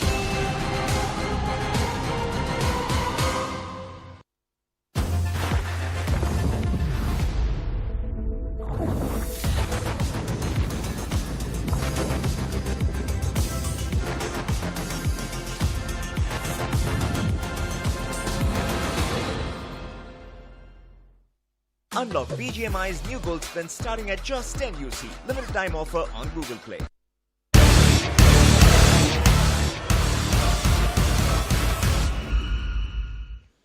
With VXT reigning supreme in the map of Erangel and only 3 games remaining, the pressure is definitely mounting on the shoulders of the teams. Let's see who is going to reign supreme in the map of Miramar. Man, I really want to see some teams perform just like this Wicked Riot, because that's a wicked upgrade. The TVS Radar IGO brings segment's first GTT digital cluster with 85 plus connected features, best in class stock, and now 9 killer colors. You do not want to miss out on that bike, ladies and gentlemen, as we do not want to miss out on the action, which really started off in a pretty solid fashion, Shadow. A team coming right from the BGCS, taking the first game, and that too of the playoffs. But don't forget, the lineup is a champion lineup. Once upon a time, they were the one lifting every single trophy. Yes, there were a few hiccups in the journey of VXT, but the way this team has made it to the BGMS with a quite dominating performance in the Challenger Series, I'm sure all the supporters are hoping that VXT is going to continue till the grand finals. But the supporters of BS, even Oways, he is confident, but pressure is there. But maximum pressure is on the shoulders of the team who are still at the bottom of the leaderboard in the first match. Absolutely. Teams like Marcos Gaming, Mad Kings, they've got to bring their game up. They have to do something. You can't really afford to make mistakes like that. You have to get at least at an average of 5 to 7 points every single game. Me and Raman, we were discussing out here before, right during the first game, that we were expecting the cutoff to be somewhere around 25 to 30. So getting a 30-pointer in any of the total maps combined, you will eventually clear all of that. As we clear the skies, ladies and gentlemen, as the plane hits up in the sky, starting all the way from truck stop, moving towards La Cabrera. A bit of a northern shifted plane, and if you really want to go towards La Trilera, Chumacera, good luck, because the flight path is going to be very unfortunately away from that. Let's see how many teams are actually going all the way towards the side of Valle del Mar or Chumacera, because yes, these are few far away drop cities, but let's see if actually anyone is going to have a drop clash, because the amount of pressure which the teams are having today, only 4 games, and they have to be in the top to qualify for the semi-finals and then grand final. So every single match, every single point is of utmost importance. That's why I can see the players of Phoenix Esports also going all the way towards the side of Pure the Pirasi or Reckoning Esports. This is also one of the teams which was actually struggling a lot in the league plays. Even the first game also didn't go entirely in their favor. So Miramar becomes of utmost importance, because Sanhok is very unpredictable. You can't really rely on the last 2 maps. Shadow, talk to me about Sinewy and Sanhok and their love story, right? Because no. yeah, you were the part of BGCS now. I really want to hear it from you. Just wait and watch. Sinewy Esports, they go all guns blazing. The rotations have been perfect. Sanhok is one of their strongest map, but we'll come back to that, because we do have a drop clash between the players of TWOB and MyG Los Hermanos, where Noddy has been knocked out. Marcos Gaming actually it is. First one already down on his feet. Their previous game was not really good, and you do not want to make the same mistake twice, because that would mean you'd only have half of the games that you started your day with, and that's not really the best possible case. Oh my goodness, nade up in front, dodged perfectly, Gyro God. Well, Marcos Gaming, 2 players already down, and finally Gyro God has to step up majorly. Gives a lot of damage to the opponent team, that is TWOB, finally on a sliver of HP. Vishu also goes down. The close frontal battle, this God is on a mission, Gyro God.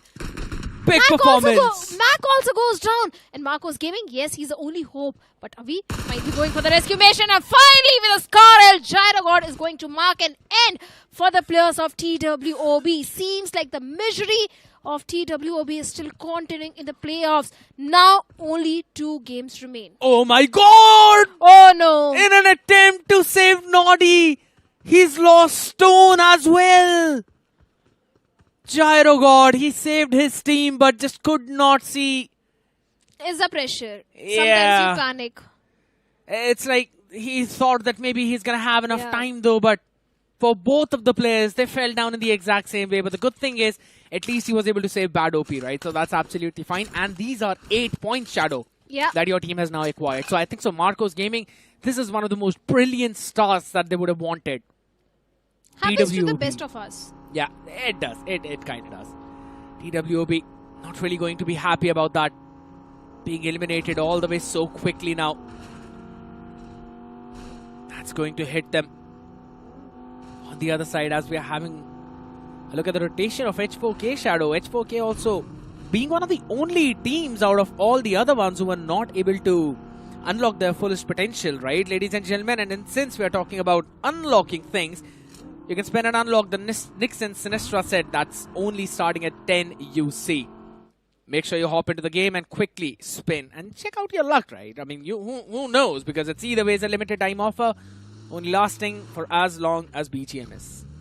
And speaking of H4K, like you were mentioning, H4K is one of those teams which is known for their Miramar games. Their Miramar games are really strong, and more than that, their survival game is the strongest one. They know how to go for the position points, because in the last day of Challenger Series, in the last match as well, the player, Knight, he survived till the top 3 and grabbed those crucial position points, which eventually led to H4K qualifying for the Master Series. So H4K is known for those survival games, but for now they need to focus on the fights as well, because the first match was not that great for the players of H4K. But here's the thing, all 3 maps are pretty decent for H4K. You can't say Sanhok is a shabby map for H4K. No, they tend to perform really decent on Sanhok as well. Their Miramars are also strong, but sometimes in pressure you are not able to deliver your best performance. Exactly. So that's something H4K has to keep in mind, because this time we have a completely southern circle, southern eastern to be precise, and Sinewy, they have the entire northern control. H4K can go for the southern control, but VXT, I'm impressed by the performance of VXT, because this team was actually raining death and destruction in the Challenger Series. They were untouchable, and seems like same thing is happening in the playoffs as well. They've got that momentum with themselves, right? And this is exactly what we were discussing with the players as well, that all the 4 teams that have hopped in from BGCS, they carry the momentum with themselves, because they were the best performers. While all the other teams out here, the reason why they're here is because they were struggling. So they haven't really had that kind of momentum with them. And this is exactly what me and Necro were constantly discussing about the BGMS teams as well, that even if you are going towards playoffs, make sure that your last few games are good. If not good, at least decent, so that you don't crumble under the pressure of only 4 games. And RN was the team that eventually broke through that, instantly getting those 20 points in the first game itself. Now all they need to do is just get an average of 3 to 4 points, and they're going to be good to go. Easy qualification for them. Team Aryan was one of those teams which has actually started popping off towards the last of week 3 of Master Series, especially in the map of Sanhok as well, and now that is helping them in the playoffs as well by going for the aggressive stance. But this fight which happened between the players of Marcos Gaming and TWOB, Marcos Gaming, Gyro God, this guy was in a rampage. The way he was able to deal with 3 players of TWOB single-handedly.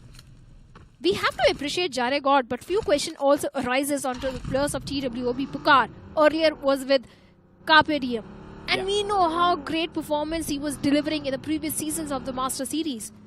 Even Avi with Enigma was also in the top 10 constantly. But now in TWOB, I don't know, man, the struggle is still real. Erangel didn't go in their favor. Miramar, they were the first one to be taken out of the lobby. And the chances it's more like the leadership clashing. Could be possible, but like not exactly literal clash, but the subconscious clashes that we don't really see on stream. And I doubt even players would realize that, but it falls down to their habits and patterns in game. But if you notice the fight which happened against Gyro God, individual fights were given in. It's not just the IGL or the leadership issues. The players are also lacking that confidence. 3 players could have rushed in towards the side of Gyro God. Communication issues are also there in between the team. I agree. And synergy could also be. We can only speculate. We don't know. We can ask Pukar. But I'm sure even he's not really happy with his performance at this point. And here's the thing, Shadow. Now, I don't think so. The concept of teams being newly formed would also be true, right? Because let's be honest, you had almost around 20-25 days with the current lineup, playing every single day, at least a bare minimum of 2 games, that too at the venue. You count some of the dry runs, you count other practice time as well. I think so that is much more than sufficient to eventually build that synergy up with your team.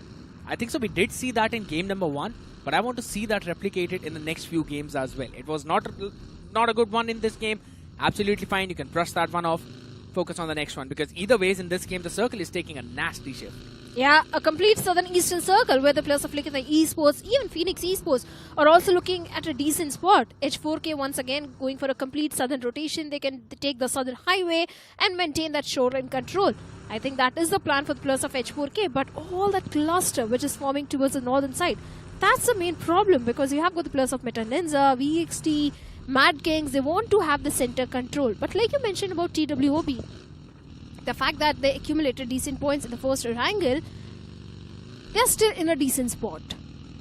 Considering the fact they at least get those average points in the upcoming Sanhok and Erangel. Yes. But for now, Phoenix and Sinewy Esports, they are locking horns with each other, and seems like Goten, the star player of Phoenix Esports, has taken down Rex Boy, the MVP of Challenger Series. One of the big knocks coming in. Clearly shows you that the competition is on a different level when it comes to Master Series. While also on the other end of the spectrum, it's 4TR against the members of MyG Los Hermanos, or rather Mad Kings. That's also something you've got to be pretty careful about. Stalemate. Again, distances being so large that you cannot grab any confirmation. So it's just going to fall down to a bit of a chip damage. Long range fight by Goten again. Another knock, but no confirmation is going to follow through. I just want to ask you a question. Go for it. How impressed are you by the performance of Challenger Series teams? The 4 teams which qualified from Challenger Series. 10 on 10. 9 on 10. I told you. 9 on 10. H4K. Just wait. Wait for the Miramar game. Or rather Sanhok. I'm going to wait for them. Miramar, I'll say. I mean, I'm kind of waiting. They're barging in from the southwestern fray as well. There's quite a lot of teams up in front of them. I do like the idea of what they're going on, and that's like taking controls of the shorelines. So making sure there's not going to be anyone behind you. But here's the thing. There's also Team Arden that's going towards the same fray. There's also Nebula that's going towards the same fray. And we will see both of these teams collide. Now, the only good thing is they are closer to the zone. That means the blue is going to move a little bit slow as compared to the other parts. So that could eventually be helpful for them. But there is going to be a rotational clash. That is for sure. And Arden are way too spread out. Nebula is one of those teams which is very strong in their 4v4 fights. Even Adi in his interview after qualifying for the Master Series did mention that just because we are coming from the Challenger Series, don't take us lightly. We have the capability to take even the strongest of the team down in Master Series. And since Nebula, H4K, Team Marian, they all want to have the southern control. These 3 teams do shine in the map of Miramar. So these fights are going to be really interesting, because having that southern control gives you an extra edge, because everyone is focused on the center or towards the northern control. But let's see. For now, Nebula, they do have a decent compound to their name. Kratos, Phoenix. The first game didn't go that great for Nebula, but 7 points, I think, is a pretty decent start. Decent one, yes, I agree. But would they be comfortable on that? I don't think so. 7 points are, I would still say, more than average. That's fine. But you'd have to eye out for that 30-pointer game. You have to focus down on getting at least 30 to 35 points. Because you really look at the cutoff right now, right? If you're having a look at that, it's 5 points. So 5 points in every single game, that gets you up somewhere around 20 points. But you'd have to still increase it a little bit further because of the performances of the team. So let's bring it up to 25. So if 25 is going to be the cutoff, that means if you get 30 points, you're in a very comfortable spot. Wait till Sanhok, I'll say, because Nebula is also one of those teams which takes the advantage of power play, especially in the map of Sanhok. So there is a very high chance that Nebula might actually go for a drop clash, because in the Challenger Series, we witnessed every single time they had a drop clash with Cincinnati Kids or Team Vasista, who are no longer a part of Master Series now. But for now, Dragon OP, the way this guy was out in the open, Sharo instantly gets a clean flush onto him. Elimination point secured, but a counter knock also coming in from the side of Reaper. And that too with a mini 14. Yeah, It's been such a long time that I've seen Mini 14 in the game. Meta Ninja is a team that always bring these weapons out.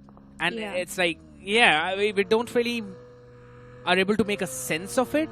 But Meta Ninja still eventually find a good use of those weapons. Because, again, they take these long-range fights. They're mostly around the off-center area of the map. So they find themselves in the position where they can take those long-range fights. And I think so this is still a good idea.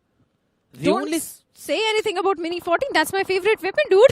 Absolutely not saying it. The only main thing is that they're not able to get the confirmation on that only because of the fact that they, again, are taking the long-range fights, so they don't really have that luxury of closing in the gap unless they get at least 2 knocks. That is where the problem begins for Meta Ninja right now. And Dragon has been taken down again, which you previously mentioned. The fact is, he's been taken down early for quite a few games now. And I think so that has been one of the key points why Meta Ninja are still here and not really in semi-finals. I kind of feel bad for the players of Meta Ninja now. True. Beard Baba is not really feeling well. He's not even in the playing for right now. He's trying to get back in good health. Poco and Dragon, even they are feeling under the weather on such a crucial day where qualification matters so much. In just 4 games, your teammates are not really in the best of the health. So I kind of feel bad for the players of Meta Ninja. But for now, VXT seems like they want to barge into the compounds of 4TR. We will see these kinds of contests now, considering the number of teams that are still alive versus the terrain that we are playing in. It's not really a crazy high ground that you really have, which we normally see towards Oasis or any other circle. Plus, you don't really have any kind of urban circle as well. So there are only a few compounds which you would need to take and force your fights in. That's exactly what's happening right now, and that is where Ronnie eventually finds the first one. Trade coming in back and forth though. You've already lost Shadow. The IGL out of the game. They've got to eventually force their way up front. Ronnie taken down. The HP low on the other side as Sarang comes in for help. Uzi in the hand is extremely good for the up close and personal battles. And just like that, they absolutely destroy 4TR. And lost on their IGL as well. Shadow has been lost, but now 4TR, 2 players still remaining. Z-God along with Pain is live. Even the players of Sinewy Esports are also coming in for the third party, and the IGL himself, Moksh, is there. The main question is, are the players of VXT aware about the position of Moksh? Because if they're not, even the players of FS, because if we look in the mini-map, the guy in the pink is actually Levi of FS Esports. But VXT, they always have the surrounding awareness, and Ronnie with the vehicle is already trying to spot the player. I like it. Sinewy, Moksh. And if you notice, this is the same core lineup of VXT. It's only the fact that Ronnie is a new addition and he's justifying his role, because in the Challenger series towards the last few days, Ronnie was the one who was doing the majority of the heavy lifting, not Ninja Jord. This is one of the big surprises of BGMS, which we always talked about, that VXT is a team that kind of deserved to be in BGMS rather than being in CS. But it's just an unfortunate turn of events that they were eventually put there. But even through that part, they've still managed to move up front now. They're deciding to go in for the slam with the rest of the members of 4TR ready to defend their own compounds. Up close and personal, Z-God. This man has been a beast all the way long back since Season 2 as well. We remember his plays, we remember his performance. He's showcasing the signs of the former glory right now. Can he stand up strong? No, is the answer. Still 2 people being knocked down on the feet. That means a bit of a problem coming in. VXT down to just 2 man on their feet as well, as they already lost Shadow. Up close early. Pain is live. He holds his ground. And he destroys VXT. Alone he stands. And 1v3 he does. Well, certainly this guy is stepping up majorly, but his victory was short-lived as the players of Sinewy Esports were right there to take him down. True Rippers, even they have been eliminated on the 14th spot. But VXT, what just happened? Getting 1v3'd by a player. That's the big problem coming in for their side, but it's absolutely fine, I believe. 4TR again holding their own position down was the main thing. My Los Hermanos though, Shadow. Second consecutive bad game coming in for this team. A team that we used to say, if they decide to take any drop fight, that means 8 points are theirs. If they decide to hunt a bounty, that means at least 14 points are theirs. That team with such a massive firepower is losing in their mechanics. I'm more shocked about what really happened with the players of VXT. Yes, they are the table toppers with 24 points. Everything is good for VXT for now in the leaderboard. If this continues in the map of Sanhok and last Erangel, for sure they'll qualify for the next stage. But VXT is a team which is capable of converting even third parties into their favor. Yeah. But kudos to Pain is Live, because that was a situation where he was under so much pressure. A third party was also coming in from the side of Sinewy Esports, and despite that, Pain is Live was able to do a 1v3. Kudos to him. But Sinewy Esports, now they have got bigger worries as the players of FS are in such a close proximity to Vishu. Nades, utils being exchanged, and Vishu is down to a sliver of HP. But look at Ninja, who is coming for the help.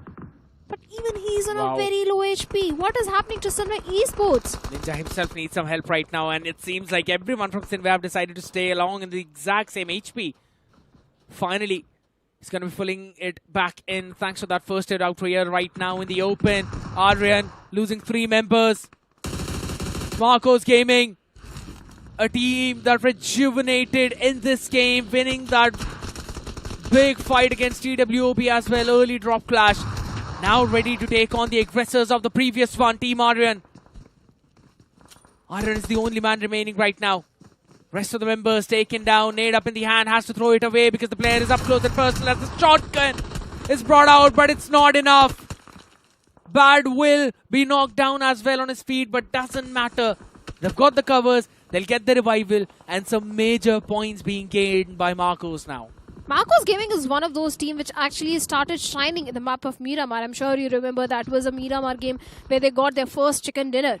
And this time also Marcos Gaming getting those 8 finish points for themselves in the very start of the game. But the problem is they don't have the numbers. 2 players have already been lost. But Phoenix Esports, they need to step up. I agree. Goten still alive, and this is a situation where Phoenix can actually do a third party, but seems like Sinewy, they have been eliminated on the 11th spot just by the players of FS Esports. But now Goten, this guy is keeping a close eye, and the reason he's not taking any shots toward FS because he was waiting for the next circle shift. I like the idea of Phoenix right now.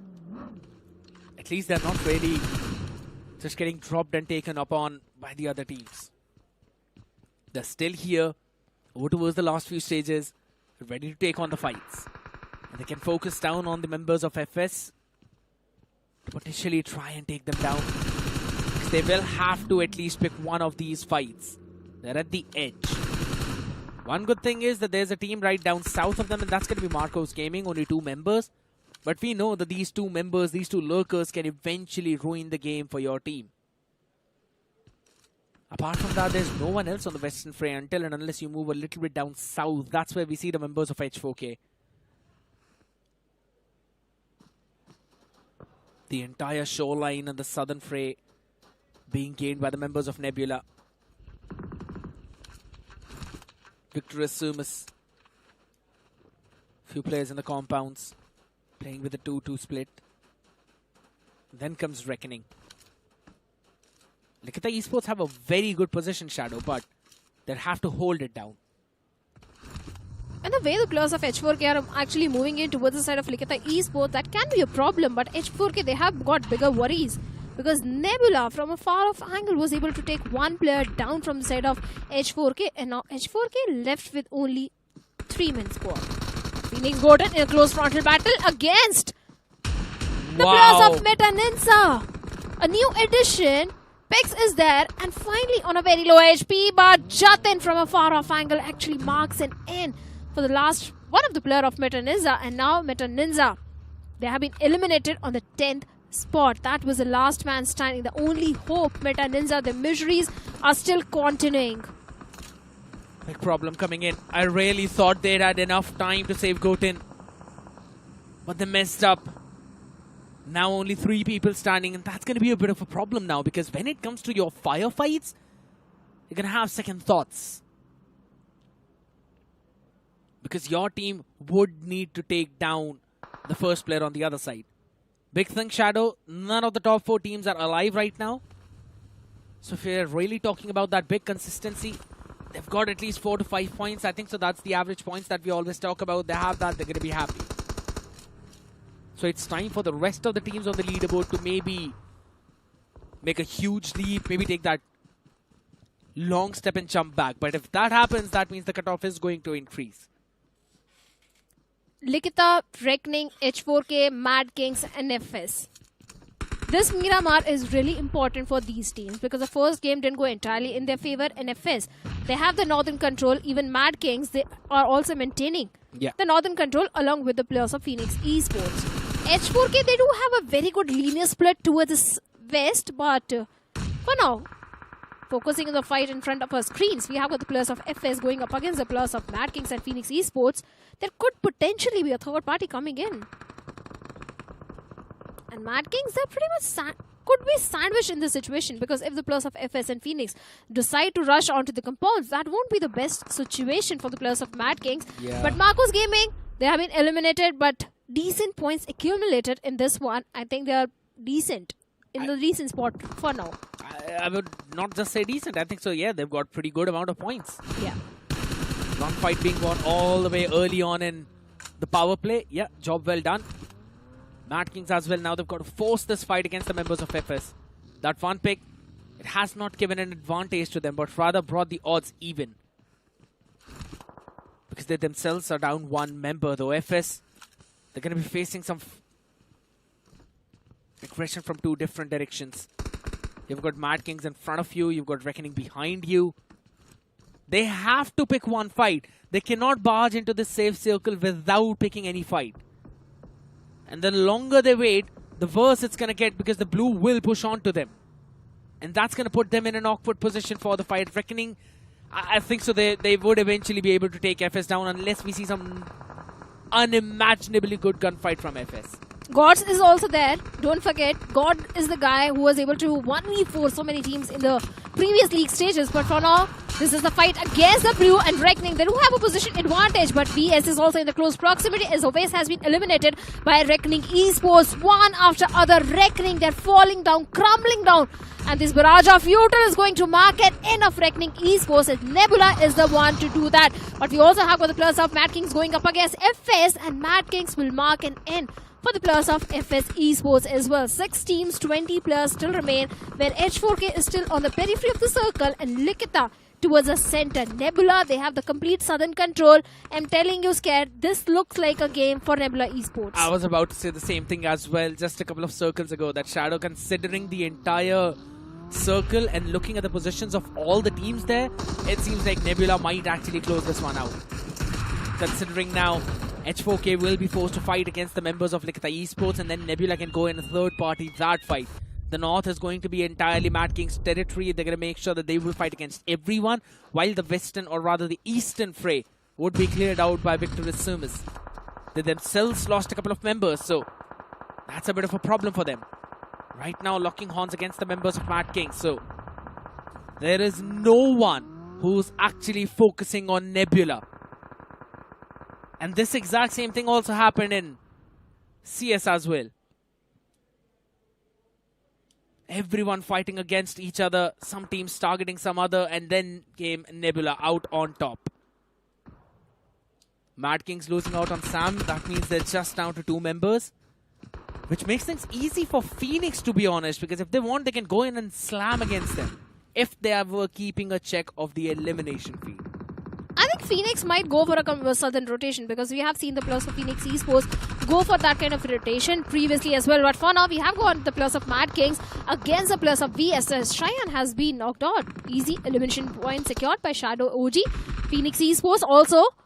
Players down to very low HP as Ash has been knocked out. Archit needs to patch himself on the way. The players of VSS are actually charging in towards Phoenix Esports. This is not looking good, because it's only one last player remaining, and that last player is going to mark an end for the players of VS. Archit doing a 1v2 against VS. What just happened? Phoenix Esports seems like they are finally rising up from the ashes. But H4K Knight, even he has been eliminated by a Molotov coming in from the side of Likita Esports. Yeah, a bit of a problem coming in out there though. The barrage of Futil will clear out this pit. No one's going to maintain the control of that apart from Nebula. As it's down to a 4v2. Likita Esports, they were able to hold their own grounds against the members of H4K.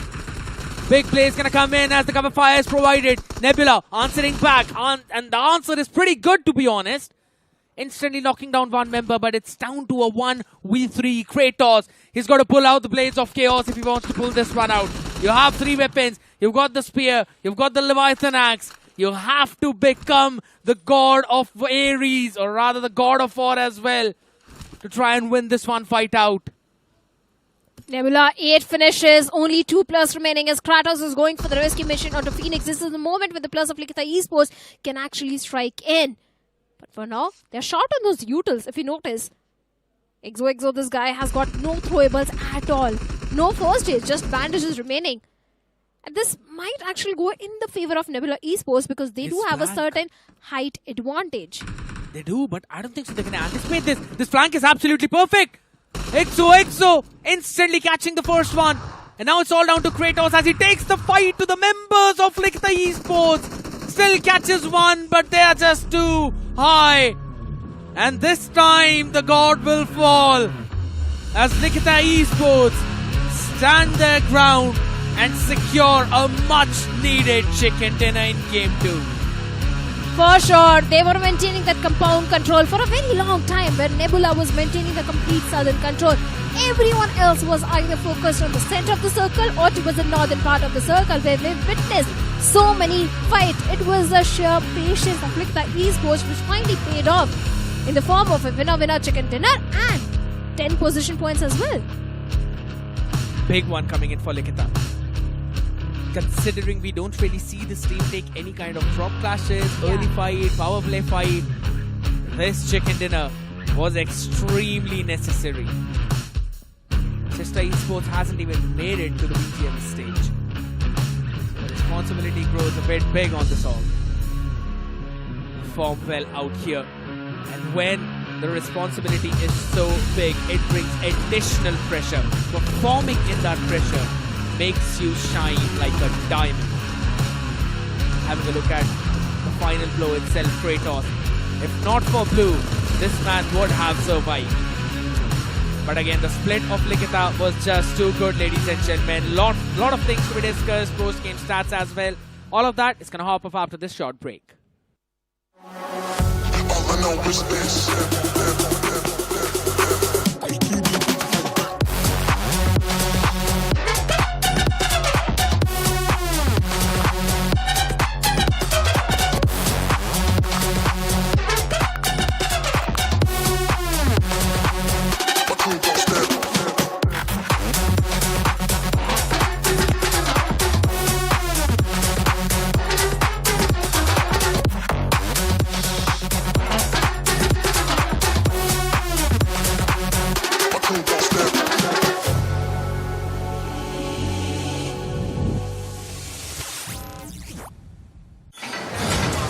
R is for RAM on roids. A 12GB ramped up, run on all engines, upgraded in a world resigned to 8 gig. Ridiculously ripped. Raise the stakes with a ruthless dozen. Ready to raid. Write faster, roll smoother. Reach higher with a refuse to die battery. Every app, every activity. Rep. If it's in your radius, R keeps it on rotation. OnePlus 13R. R is ours. Okay, so let's say you find this little number in a loot box. Before you slay the competition, slay the fit. Here, get ready with me. Press the power button on your Android to activate Gemini and ask for styling tips. How do I style this jacket for a casual look? For a casual look, pair this jacket with jeans and a white, black or grey t-shirt. Complete the outfit with either boots for a rugged vibe or clean sneakers for a modern, relaxed feel. Boom! Conquer coded outerwear. May you slay in style. Only on Android.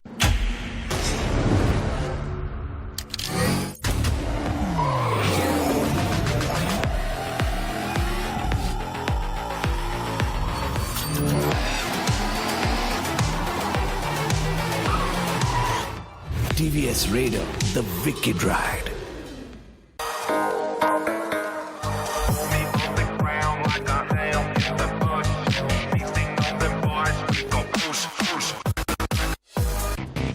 Real MVPs are not born. They practice every day. For OP moves on the field and in life.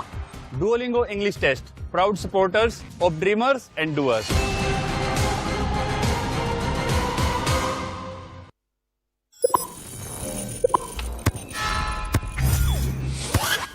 Red Bull gives you wings.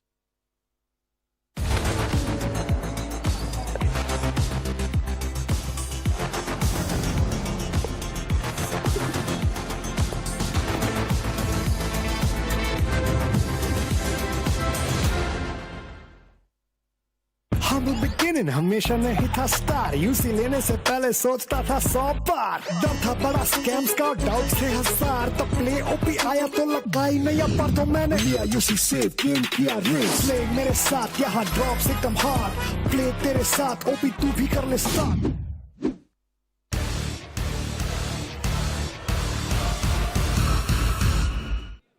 With only 2 games remaining to qualify for the next stage and Nebula dominating the map of Miramar, some pressure has been taken off from the shoulders of Nebula and VXT. But for the next one, Sanhok is going to be really important. But let's discuss more about the map of Miramar. Few teams, high expectations were there, but they were taken down pretty early in the game, especially TWOB. I mean, that team's fight eventually went down to that last 1v1, right? If TWOB would have won that 8 points instant, they're going to be pretty happy about it. But it was not like that. And to be honest, even more so, I wanted to talk about that last stand of 4TR. I mean, holding the position down, Zygot doing a good job in getting the first knock, and then the last player standing, getting the last 2 members as well. I think so that last push from VXT, it was not really that clean. It was kind of mismatched. I think there was a third party also coming in. They were aware about the position of Sinewy Esports and VXT. Their surrounding awareness was very good, but at that moment they decided to go for the revival as well. And that is when Pain is Live went for the push against VXT and was able to get the triple finish and a few extra points for the team of OTR. But I don't think there is anything to worry for the players of VXT because anyhow, they are the table toppers right now. Yeah, and Marcos Gaming again winning out that drop clash against TWOB. That was one of the big plays coming in. But if you have a look at the MVP of the previous game, it's going to be Archit. 4 finishes for the man, 57% finish contribution. Phoenix Esports, even though they're not making any kind of flashy plays, right, even though they lost Goten early on, they still managed to perform pretty decent. And this guy was actually able to do a 1v2 also against the players of VS, because if you notice, the players of VS actually rushed in towards Archit. His own teammates were pretty low on the HP, and Archit actually went in and did a 1v2. But looking the best companion, it is going to be Jahan with 2 rescues, and the finisher has to be Inferno with 3 finishes from Sinewy Esports. Again, if this team finds them a solid compound and the circle forms on them constantly, that means Sinewy Esports would be able to defend it and would be able to convert that game. We've seen that happen in Erangel. We've now seen that happen in Miramar. That too when it matters the most.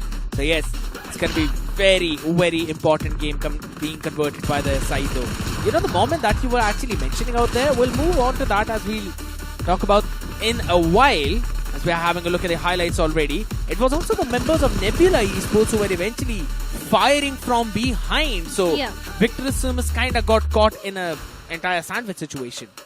Yeah, VS was not in the best spot at all. Good rotations were coming in from this side, but eventually when the circle started shrinking in, VS had their own worries. But let's have a look at the match ranking, because on the top it has to be Sinewy Esports with total of 17 points. Nebula, 15 points. The first game also went pretty decent. So Nebula, they have got nothing to worry. But Phoenix Esports, these 12 points were really important for the players of Phoenix Esports. Marcos Gaming, even though they were eliminated pretty early in the game, all thanks to that 1v3 of Gyrogot, especially in the power play, getting those extra points. 12 total points. I think Marcos Gaming, they are still in the fighting chance. They are absolutely in the fighting chance now on the back of it, as Victor Sumus too, getting those 7 points. Matt Kings, 4TR, FS with 6 and 5 points each. I think so 5 points is something that's really a coin flip. You'd need more points than that in order to at least get that full satisfactory solution out there. But for Meta Ninja, MyG Los Hermanos, 2 consecutive bad games, Shadow. and that means half of the games are already over. You need to get a chicken dinner in the next one. And having a look at the main leaderboard, 16 points for 4 TR. That means the cutoff is going to go at least around 30.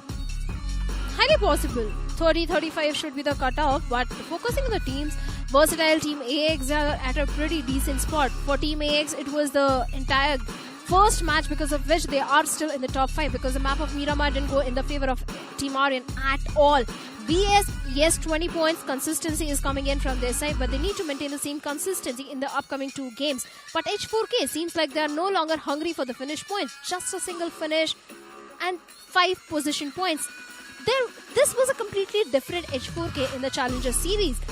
In Challenger series, H4K was actually looking hungry for those finish points. They need to do the same thing. The survival game is really strong for them, but they also need to get those finish points if they want to qualify for the next stage. I 100% agree. Regardless of what happens right now, you've got to go in for the finish points, considering it is going to be the map of Sanhok right now. And also, looking at the entire leaderboard itself, right? 16 points for the 8th placing team, and then 12 points for the team that was on the 9th place. So you can already see there's a small gap building up, right? And you would not really want to let it go till the last game itself. So this Sanhok becomes even more crucial for all the teams who are on the 2nd page to try and boost themselves up in that top 8. Because let's be honest, until and unless you're targeting top 6, you'd not be able to make it into the top 8. Because there's a lot of things that happen. 15 teams over in towards the last few circles. You will not have enough space to barge into that circle. You will be fired upon from multiple directions. Sanhok is a very zone-oriented map and so unpredictable. You can't really rely on this one map for the comeback. Yes. So the first 2 games were also really important. If you get so many points in Sanhok that you can qualify, kudos to you. But you know what? This time to toss to a short break, because on the other side we have got the map of Sanhok.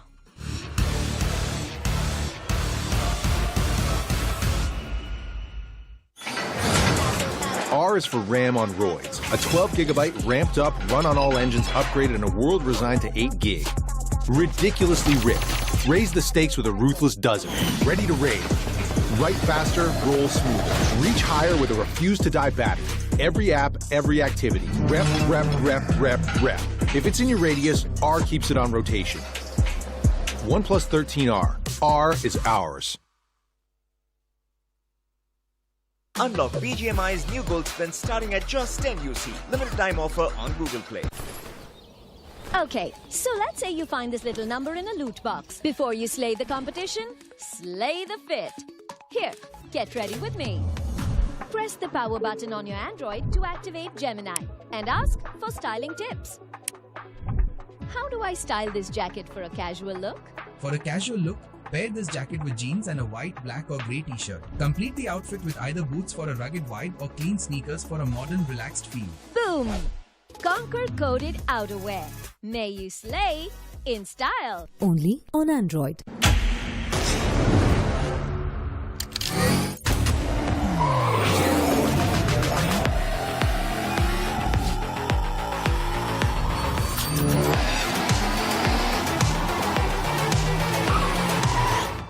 TVS Raider, the wicked ride.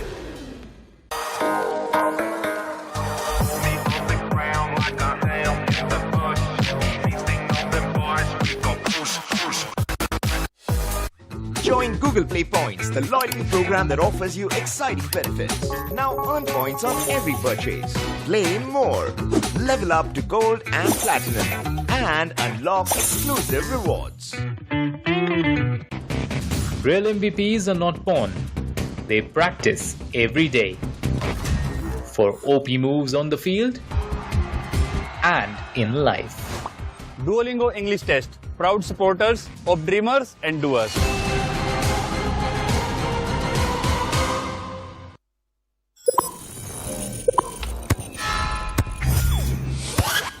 Red Bull gives you wings.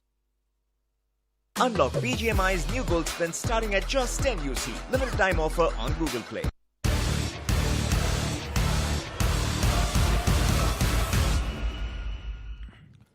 Welcome back after that short break, and I'm back on the panel with Shivansh once again. And yeah, looking at that previous game, look at the esports establishing that comeback in the second game. And now let's start talking about all the teams that are there on the latter half of the board. The only way they can now make a bounce back is by having that one massive game in their hands. And that's the only way they can keep that top 8 spot pinned down. Yeah, one chicken dinner and you are back in the game. You could be in the top 8 and you can easily qualify for the semi-finals of BGMS. But one good game is the most difficult part. The next map is going to be Sanhok, and my bet is going to be players of onto the players of Team Sinewy, because they are struggling.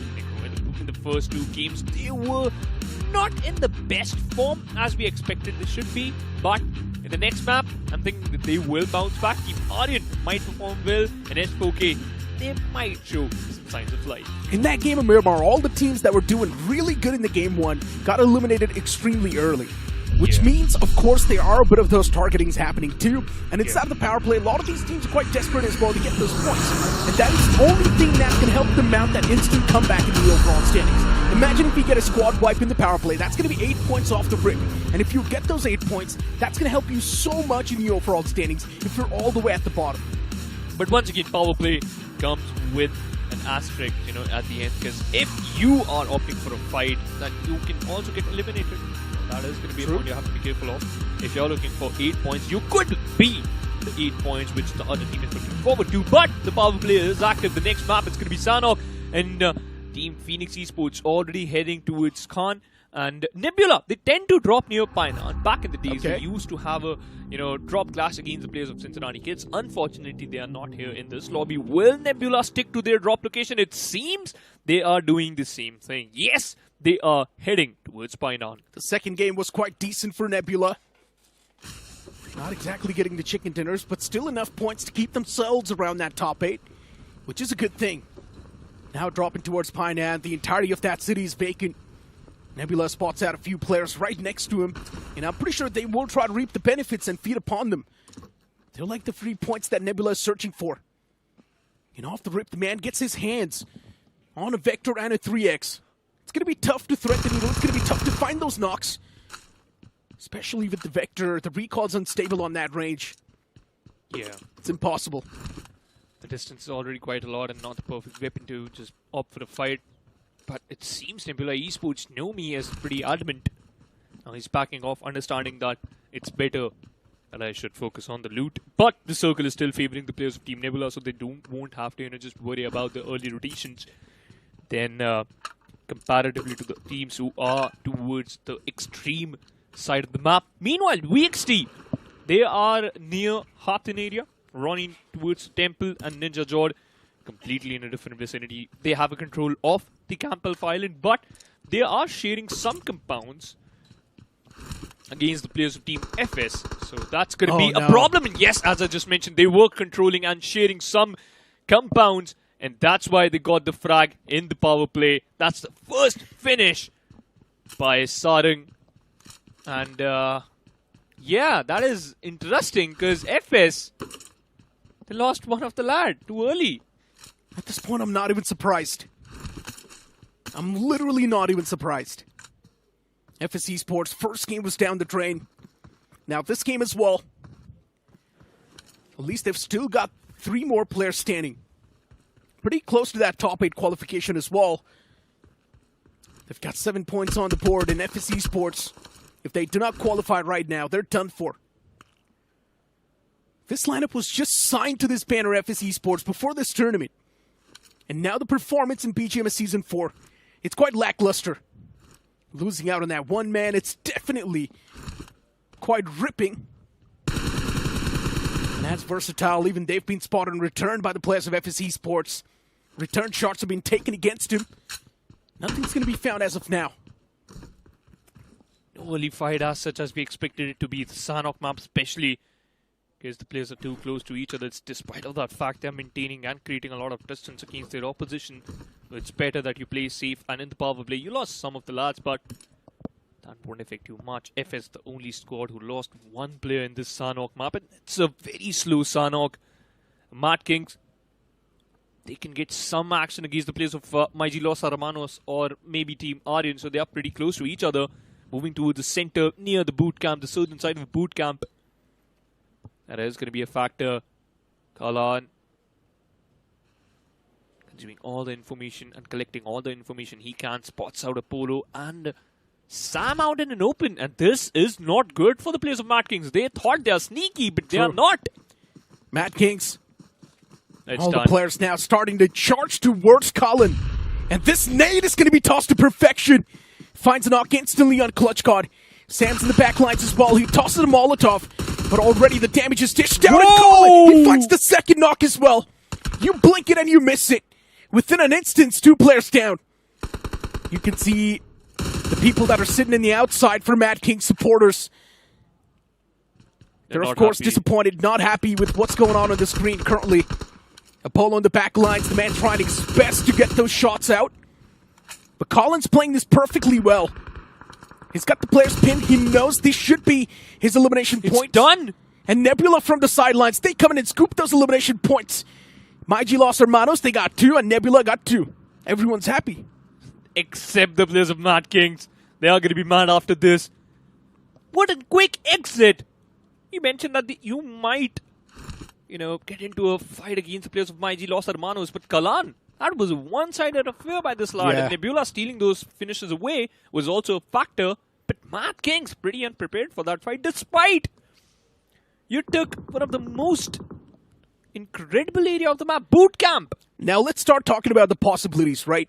Mad King's getting eliminated. They've only got 9 points in the overall standings, but I'm going to hold on to that thought because what happened here? Yeah, I told you. Sinewy pushing up, eliminating the entirety of the Ninjas, and that's going to be 8 points on the board off the rip. A way to make the comeback in the top 8. The Kings of Sin. But the fights are not done yet. Yeah. You've also got H4K on the tail, and they definitely do want a third party. Whoa! What's this? Oh, this is going down in the books of history as one of the biggest errors, as one of the biggest comedy errors. It was such an unfortunate thing that just happened to that guy. No way, Knight! You are one of the most experienced and crazy player in this H4K lineup, and you... Oh my god, he was completely unaware about that vehicle. That grenade just ricocheted onto him, and he got knocked out, and the finish has been confirmed by someone else. But Sinewy, they're the Kings of Sanhok. You have to be careful. That is definitely going down in the book of histories I agree. as one of the funniest jokes out there. He came into third party. It was the perfect timing as well. We all thought this man will be the spanner in the works, but then he unfortunately ends up nading himself because there was a vehicle right in front. It bounced off that vehicle and landed right next to him. Fun fact was, he legit saw it coming. He was staring at that grenade, and he was like, oh, wait a minute. That's not it. That's not what it's supposed to happen. And yeah, he lost his life. Unfortunate. Feeling bad for him. And now for H4K, the remaining 3 players, they've got a Herculean task. They need a bare minimum get 10 points in this game to at least cross on towards that top 8, or be around that. And then in the last game, they need the same amount of points. Yeah. You speak of Mad Kings, the team got eliminated with 9 points in the overall standings. Now Mad Kings needs 20 points in the upcoming game. That's the minimum. Or maybe around 15. That's the bare minimum Mad Kings need. Yeah. And now you have to pray that the teams who are, on the maybe in the 6th, 7th, and the 8th spot, they might mess up in this particular map. So try to cover it up in the next map. But Erangel, it has to be the perfect one for the players of Mad Kings. But Circle took a certain shift. Look at the players of Phoenix. They might have a little fight against the players of FS. And at the early stage, they lost one of their lad against the players of VXT. But VXT, look at that rotation, Necro. That is pretty crazy, by the way. You're moving alongside 3 teams. And now, Nebula, they are also pinning down one more team. You are trying to take control of Pinon, but be careful. It's Nebula. Oh, but Nebula, they're also getting overwatched from the back. Could have been a free opportunity to grab that elimination point, Shadow, but he messed up. Whiffing all those shots at Nebula. Now they're dropping down bodies left, right, and center. Adi's down and dusted. From the back lines, we've got VXT closing on up, and VXT themselves might just be the prey soon! And that's what happens!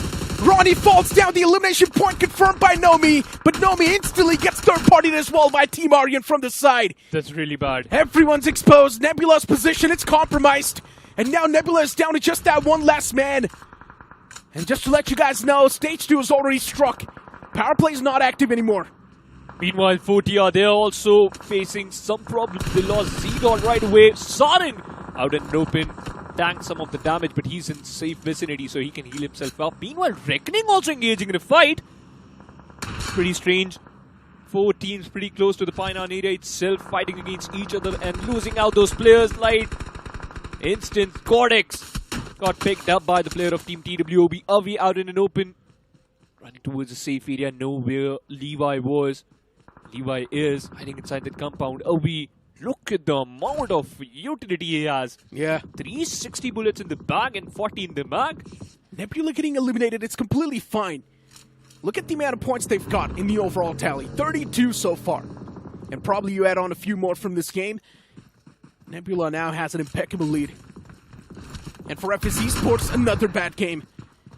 They've lost out in 2 more. They lost out on the 1 player quite early in the game, and now the remaining 2 as well get eliminated. Levi, what are you thinking? The man just ended up gifting his elimination point to the players of TWOB. What was he doing? This is not the Levi I saw in the officials. Agreed. What has happened?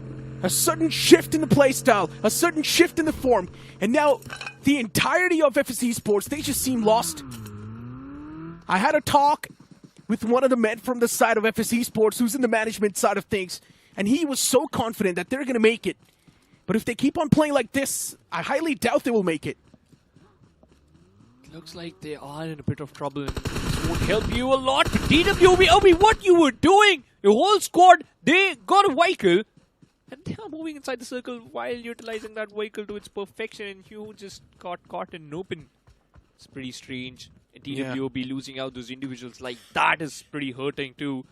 Meanwhile, look at the esports who got the chicken dinner in the previous map. Look at the amount of map control they have. Complete eastern side control. If they can easily contest the compound which is Marcus Gaming is holding near the cave area. You can see one more player going down, but Phoenix getting the circle. Wow. TWOB, they got gifted, and Shadow once again the safe zone magnet. Sanhok being the zone-oriented map. You need to be around the smack center. And as of now, Mighty Los Hermanos and even VXT has found themselves in the prime spot. Sinewy as well, but a little bit towards the off-centric. If the zone takes a sudden shift, then maybe they can spring back to life. But as of now, Sinewy is still around the off-centric. Yeah. Victor Sumis crossing that bridge. I'm not exactly sure what sort of game plan now Victor Sumis is going to try to execute, but they're definitely under target by the players of Sinewy. And the amount of shots that were taken against Victor Sumis, now they need to go for that pit stop.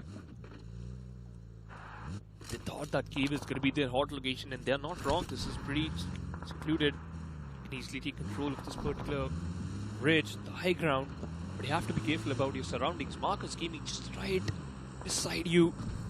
They have the control of those compounds, so if you decide that you are going to move inside the circle, this is going to be a little bit of a task for the players of Victorious Summers. Right now, they are on the 6th spot.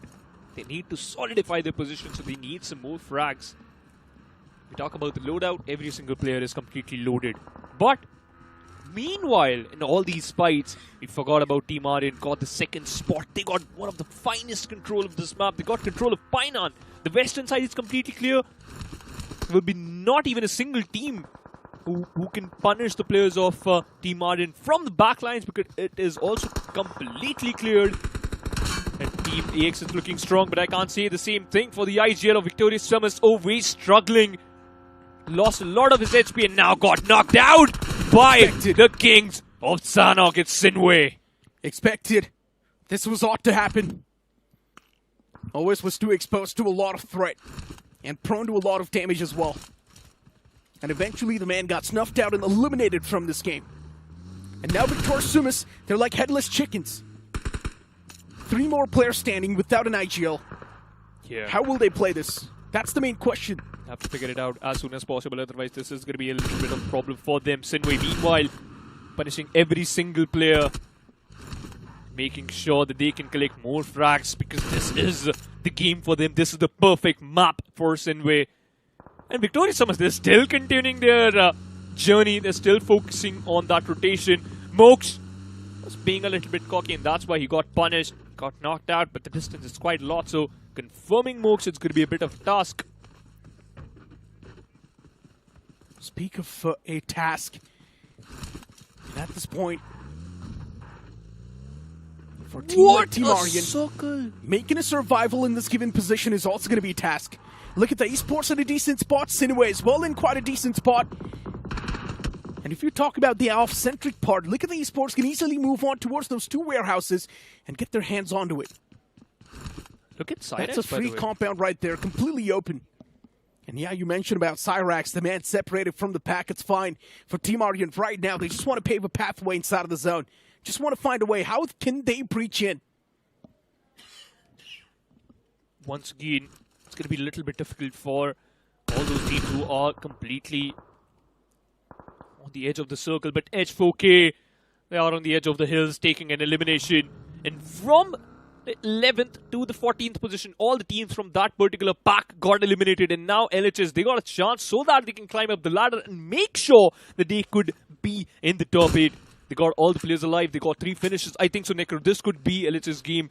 IG Los Hermanos if they play it perfectly, because they already got the center of the circle. Yeah, but you cannot really count out teams like TWOP. Look at the Esports either. Let's be honest, you also mentioned that Sinewy, they're extremely good on the map of Sanhok. They've cracked the code. That was a giveaway. This is how H4K got eliminated.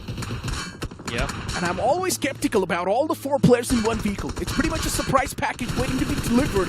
And this is what happened even with the players of Victoria Sumas, but luckily enough, it was just one man who got caught. Look at the Esports reaping the benefits, getting that elimination point confirmed, and instantly backing away from that spot, which is a good thing. VXT, they're already doing extremely good in the overall standings, and even if they do get eliminated right here, right now, it's completely fine. But they still want to make sure they're at least getting the average points, and that's why Shadow is also catching a lot of hurt. Team Aryan, the way they make the pounce, it seems impeccable and perfect. They've already pushed up, got the eliminations against the players of VXT, just a few more meds dead, and even they collapse. That's the end for the players of Versatile Esports. Team Aryan putting an end to the misery of the players of VXT. They now drop down to the 4th position. Team Aryan taking their position, and now they got the 2nd place for them, 2 points away from the players of Nebula. They got still one more lad left in the server for how long he can survive. But that's going to be the same question for Cheyenne. A victorious Summers. He also got knocked out. And it all comes down to only one player from Victorious Summers. That is going to be a bit of a task for Phoenix too. The final lad. Once again, Phoenix. He's pretty good in those 1v1 fights. One of the finest players from Nebula Esports. The only problem is, whenever he's alone, his decision making sometimes is not that perfect. Let's see though. I'm pretty sure he's got his IGL sitting in the back lines guiding him on what exactly Phoenix needs to do. And Nebula, since they're already at the top of the charts, they're looking extremely good. They've also managed to acquire 5 finishes in this game, and I'm pretty sure some of those were also in the power play. So Nebula already has a remarkable lead. Toppling that over is going to be extremely tough, and the only team that stands a chance to do so, it's going to be Team Aryan. Yeah. With 28 points, all the 4 players still standing on the board. If Team Aryan ends up getting a chicken dinner, they will be on the top. But once again, what matters is the top 8. It's not about being on the first spot. It's about being in the top 8. Yep. Just getting some consistent points, and you could be in a safe spot. That's what you're looking forward to. The top 8 will move forward in the semi-finals. Mafia, meanwhile, just boosting himself up so that he can just keep the pace against the blue and move inside the safe zone. Phoenix Esports doing the same thing. Jatin holding the back lines. Mafia might get knocked out in an instant. And yes, that's Sinewy's Vishu once again making a lot of noise in the server. Henry, by the way, punishing the players of Marcus Gaming. Marcus Gaming got good control on the compound despite of that fact they got knocked. Oh my god, that's bad. But hold on to that thought. Reckoning Esports dropping down bodies. A team once considered almost the champions. Now Reckoning Esports, they're at the bottom, not even close to being the champions. This downfall, it's of course noted in the books of history, but as of now, as Team Aryan is looking to make that pounce against the foes in the front, this one's going to be tough to execute. Marcos Gaming, 3 players next to each other, and Team Aryan, they're also getting shattered slowly and steadily with the amount of utilities that are being tossed. 2 players down, Marcos Gaming now with the man advantage, and they're doing this perfectly well. Now they know exactly where Aryan's positioned, the only glimmer of hope that's left standing for Team Aryan, and eventually even the man's going to fade away to the blue. Too much damage, the man's not going to be able to outstand that.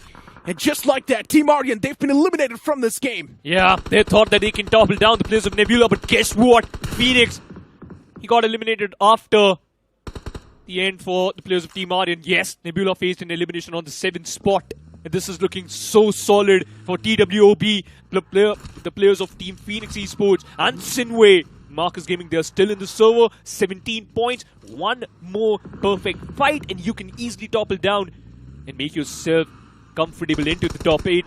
Archit has been confirmed by Ninja, and yes, once again, you can never challenge and call out the players of Sinewy Esports while you're in a Sanhok map. These players are ruthless, brutal monsters. Yeah. Already 9 frag in the back, looking for some more. They've already got 9 finishes acquired. And as you mentioned, looking for more, searching for more. Let's not forget, Sinewy Esports is also one of those teams that came through from BGCS, and that's absolutely doing good. And at this point for Marcos Gaming, there's no escape option available. They do not even have the vehicle. And yes, they do pull out that, but it's already a bit too late. The players are scratched up extremely low, and one stray bullet, and the players will instantly be eliminated from the game. Even Victor Sumas follows up that same prey. Marcos Gaming as well, they've been eliminated. Sinewy themselves now are on the verge of being completely stopped. And it's Los Hermanos being the spanner in the works. Perfect grenade. I think so. Shadow's grenade might work, and yes, it should. It will. And it did. Mox instantly got eliminated by Kalan. And what is Ninja doing? I don't know. But you have to be careful of Rex Boy. He was the Finnish leader in the BGCS. One of the most perfect player from Sinewy. You made it into the top 4. I don't think so that you can convert that chicken. Jatin has been confirmed, and that's the confirmation. And that's the end. I think so for the players of Phoenix Esports. Yep. On the 4th position. TWOB is the only team who got the circle, but Los Hermanos not that far away from the safe zone. TWOB as well, they've been extremely consistent. First game, they were there in the top 3. Now this game as well, TWOB there. Let's see how this one's going to pan out. And Sinewy, how do they make a comeback in this fight? They've already found the first knock. Los Hermanos messing up big. Sinewy still with a fighting chance given to them. Los Hermanos, one more mess up and things can instantly fall apart for them. But Colin, he's still getting the grip back inside of the game. TWOB now, they chime inside of the action. And Sinewy, they're like a meal waiting to be devoured by everyone that's around them. TWOB as well, slowly and steadily scratching away against Sinewy, and eventually the entirety of that team falls apart. And now it's just the final 2 standing. TWOB versus Los Hermanos. And Los Hermanos, they're busy getting the revival on the fallen comrade. This has to be the perfect fight by the players of Team TWOB, Pokar and Mac. This is their chance. This is their chance to fight back. If they get this chicken dinner, they are in the safe spot. TWOB will confirm their slot. Will make sure that they will end up in the top 4. The blue zone is pushing the player. Will push the players of Los Hermanos. Mac spots out Kalan out in an open. Meanwhile, Evil, he's also running in an open area. 18 more seconds, and then we will see the next zone. Necro, this is getting heated up. Yeah, Los Hermanos being forced to move out in the open. And this is where TWOB can make a lot happen. Players are out in the open, but still TWOB, you're missing the shots. That could have been the opportunity to threat those 2 instant knocks. But still, they're not out yet. The Blues now going to be on the move officially. And everyone's going to be forced to move outside of the cover soon. Including TWOB and the boys. Now spawning out the players of Los Hermanos once again. And the fact that Los Hermanos has the man advantage, there's nothing TWOB can't do at this point. They had the opportunity, they had the open window, but they messed up. At the moment Los Hermanos recovered, they strike with a massive chicken dinner. And this was desperately needed too. But let's start talking about the teams that were not able to perform. Now moving towards the last game. A chicken dinner is the only thing that's going to save him. Mad Kings is going to be one of the names. Yes, before this match, you were looking decent, but not that perfect. TWOB bouncing back and making sure that they will be in the top 4. Kalan is sharing his POV that how he got this chicken dinner. Good control of the circle. From the, I think so from the 3rd zone itself, they got the center of the circle. Yep. And they maintained that position. We pointed that out for Team TWOB too. What a perfect game, by the way. Yeah. But it took 2 teams so that they can stop the domination by the players of Sinewy. 3 teams out of 4 teams that qualified from the BGCS are now currently in the top 8. Yeah. That is insane if you think about it. And in the last game, if H4K somehow manages to hit a comeback, that would be all the 4 teams there in the top 8. Majority of the teams will be kicked out from the BGMS. But for now, it's time for us to toss to a short break. You don't go anywhere. We'll be right back.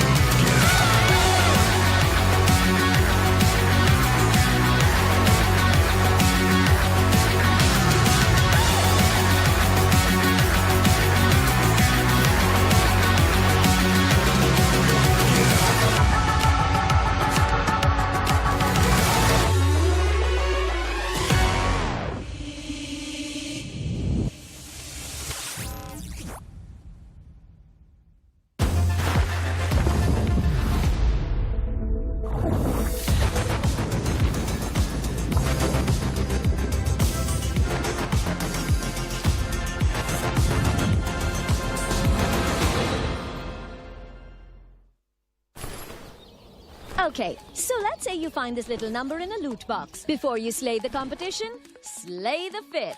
Here, get ready with me. Press the power button on your Android to activate Gemini and ask for styling tips. How do I style this jacket for a casual look?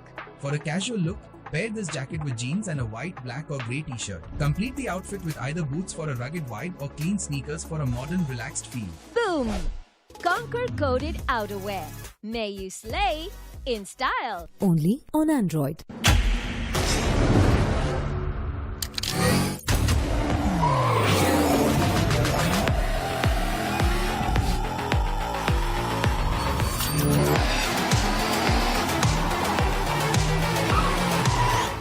TVS Radar, the wicked ride.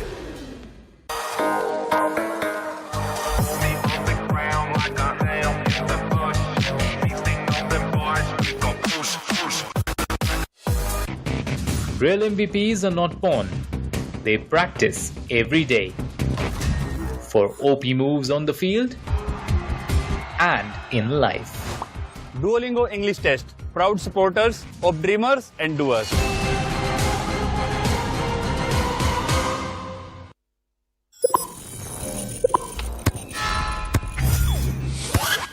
Red Bull gives you wings.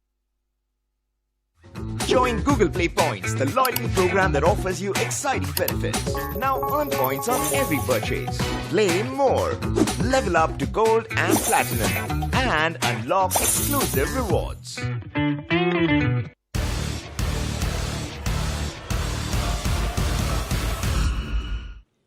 What a solid game that was from all the teams that were able to perform. And then speaking about the teams that were not able to perform, as I mentioned, now moving on towards the last game, desperation's going to kick in. Everyone's going to try to go for those massive games, and we might just see a massive chaos happening off the rip. To be honest, the next map is going to be a really, really interesting one for every single of them, right? Because you can expect a lot of the teams going for those early fights, and a lot of the teams just dodging those early fights. Exactly, and I'm really happy for a team like Los Hermanos who are able to mount that comeback once again, right? Because I still remember the BGMS week one where Los Hermanos, they were on a completely different caliber. They were taking fights left, right, and center, still somehow coming out on top. They were the only one who were hunting down the bounty teams. They were the only one who was going for those bounty points, and they were the only one who was constantly taking advantage of the power play.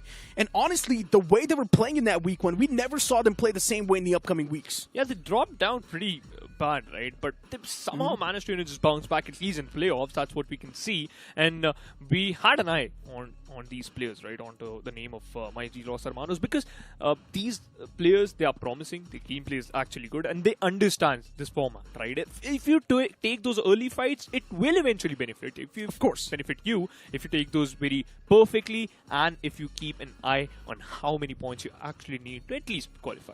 And of course, there's going to be a lot of those teams as well that might just be kicked outside of the top 8 the moment the situation calls for it, right?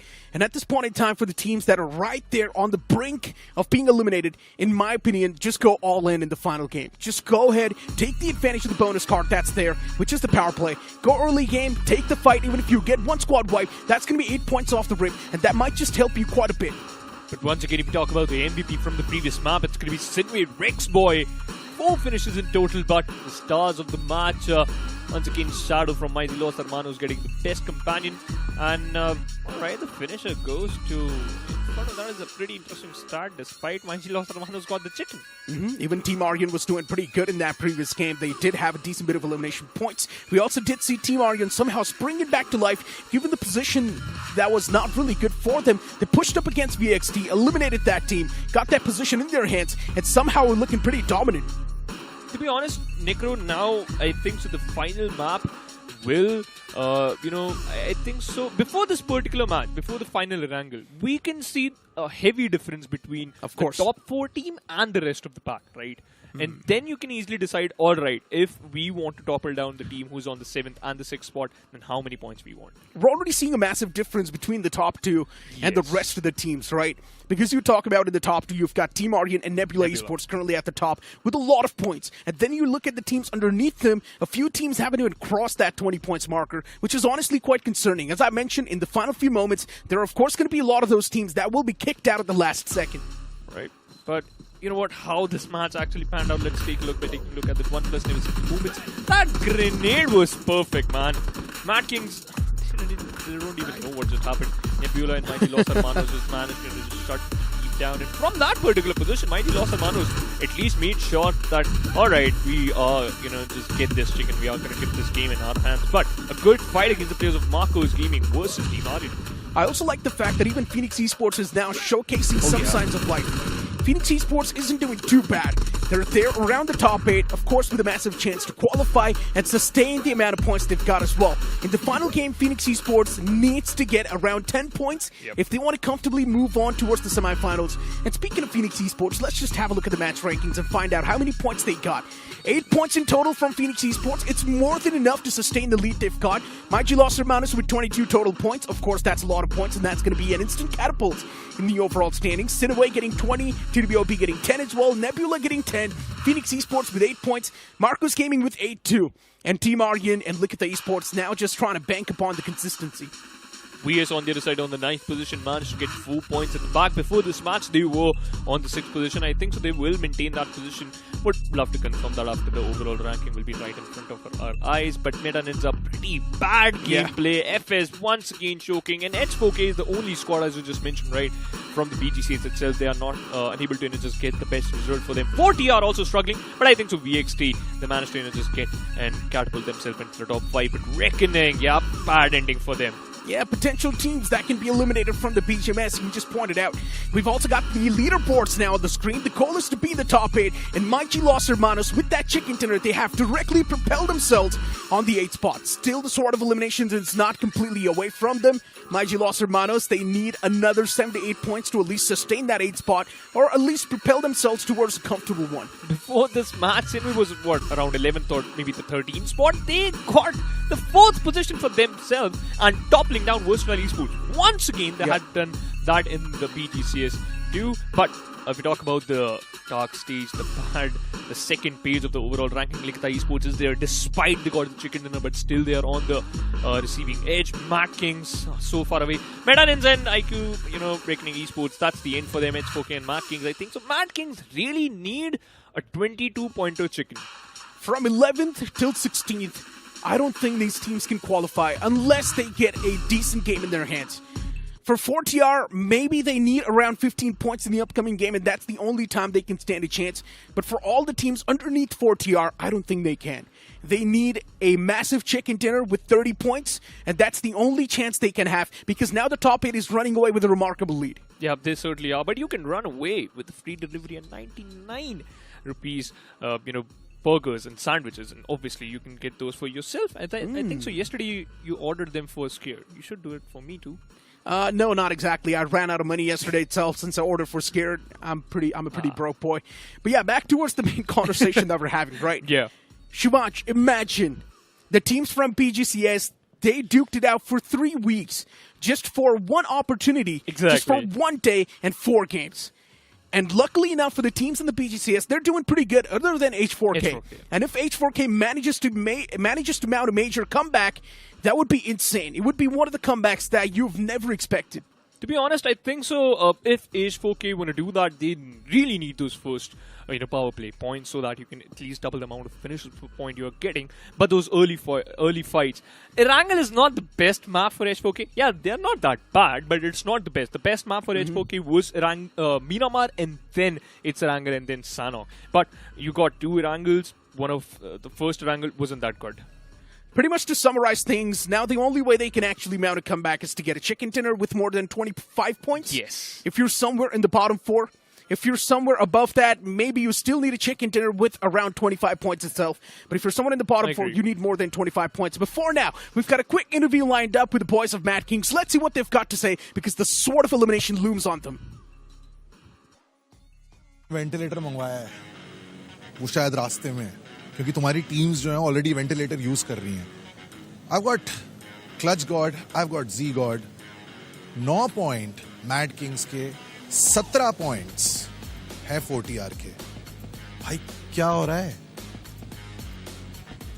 हमारा जो भी game play है वो plans और वो workout नहीं हो रहा प्रॉपरली, बट लास्ट मैच है, अभी भी होप है. तो लास्ट मैच में होपफुली पॉइंट्स लेकर हम लोग क्वालिफाई करेंगे. Can I play lawyer right now? 3 match में जो आप करने की कोशिश कर रहे हैं, unfortunately it's not paying off. And 3 match में वो स्ट्रगल जो है वो जारी है. सो ये कॉन्फिडेंस जो है कि आप चौथे मैच में कर पाएंगे, where is it coming from? 6 साल से अभी गेम खेल रहा हूँ, तो अभी वो कॉन्फिडेंस बन चुका है ऑलरेडी कि मतलब जब तक लास्ट मैच को तुम मतलब एंड नहीं कर रहे हो अच्छे से, तब तक तुम हो सकते हो, तुम कर सकते हो. लाला, this tournament has a lot of things riding on it, right? क्योंकि आप टीम के अब सिर्फ एक खिलाड़ी नहीं रहे हैं. There is so much that you have invested into the team. And अगर ये कहानी उस अंदाज में लिखी गई जो आपके लिए अच्छा नहीं होगा, I mean in terms of results and all, community में बहुत बातें होंगी. So are those kind of things even on your mind कि आप सोच रहे हैं इन सारी चीजों के बारे में, और you don't care about it? I don't care about it. मुझे वो कम्युनिटी से फर्क नहीं पड़ता है, मुझे अपना परफॉर्मेंस और अपनी टीम का परफॉर्मेंस होना चाहिए बस, और कुछ नहीं. Alright, listen, go join your team. I'll continue my conversation with thanks bud, thanks so much. हाँ, खूबसूरत आदमी, बाल अच्छे, दाढ़ी अच्छी, कंटेंट अच्छा. गेम में क्या हो रहा है भाई? अभी तो यार कुछ हो नहीं रहा, मतलब जो हम ट्राई कर रहे हैं जोन फेवर नहीं कर रहा है, एंड फाइट्स भी हमारे फेवर में नहीं हो रही, तो सब कुछ अगेंस्ट में ही ऐसा लग रहा है. बट ठीक है, अभी भी एक गेम बाकी है, एंड एक ही गेम का डिफरेंस है, भले वो 16 टीम हो या कोई भी टीम हो. तो हमारा यही फोकस है कि आखिरी गेम है, अपना बेस्ट देते हैं, पॉइंट टेबल नहीं देखते हैं, एंड हमको बस हमारा एक गेम अच्छा निकालना है और कुछ नहीं. रेकनिंग बिल्कुल बॉटम स्पॉट पे है, but you are right, because आप 17 पॉइंट्स पे हैं. हु नोज, अगर आपने एक्चुअली ये मैच जीत लिया है एंड चिकन डिनर आप ले लेते हैं, तो you automatically jump quite a few places. But भाई, जब ऐसी सिचुएशन होती है जहां पे almost the writing is on the wall, आप बस पढ़ना नहीं चाहते उसको कि यू नो व्हाट, अब तो वो दिख रहा है हमें, एग्जिट लिखा हुआ है उस दरवाजे पे, हम लोग वहीं से निकलने वाले हैं. उस टाइम पे 3 मैचेस होने के बाद what are the kind of talks that you are having with the rest of the guys? अभी ऐसा कुछ ना प्रेशर है ना कुछ है, बस हमारा एक लास्ट गेम है, अपनी लाइफ का एक ही गेम है, बेस्ट दो, ऐसा सोच के खेलो कि बस अपने पास एक ही गेम है और अपने को बेस्ट देना. तो हमारी वही बात चल रही थी अभी टीम से भी कि सब कुछ चिल रह के खेलो, आराम से हंसी मजाक करो एंड अपना बेस्ट दे के खेलो, जैसे तुम्हारी लाइफ का आखिरी गेम है. तो बस ये तो स्पीच लेवल है वैसे. ये good one. One last match, one last dance for everyone who is beyond 8th. Unbelievable. लेंगे एक ब्रेक, लौटेंगे उस आखिरी डांस के लिए.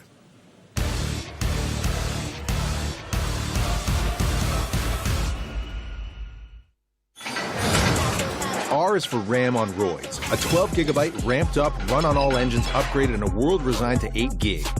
Ridiculously ripped. Raise the stakes with a ruthless dozen. Ready to raid. Write faster, roll smoother. Reach higher with a refuse to die battery. Every app, every activity. Rep, rep, rep, rep, rep. If it's in your radius, R keeps it on rotation. OnePlus 13R. R is ours. Unlock BGMI's new gold spin starting at just 10 UC. Limited time offer on Google Play. Okay, so let's say you find this little number in a loot box. Before you slay the competition, slay the fit. Here, get ready with me. Press the power button on your Android to activate Gemini and ask for styling tips. How do I style this jacket for a casual look? For a casual look, pair this jacket with jeans and a white, black or grey t-shirt. Complete the outfit with either boots for a rugged vibe or clean sneakers for a modern, relaxed feel. Boom! Conquer coded outerwear. May you slay in style. Only on Android.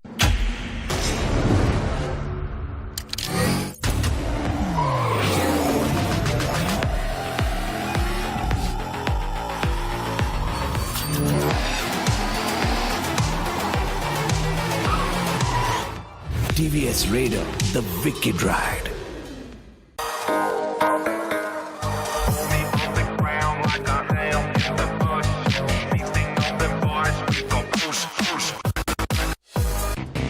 Real MVPs are not born. They practice every day. For OP moves on the field and in life. Duolingo English Test. Proud supporters of dreamers and doers.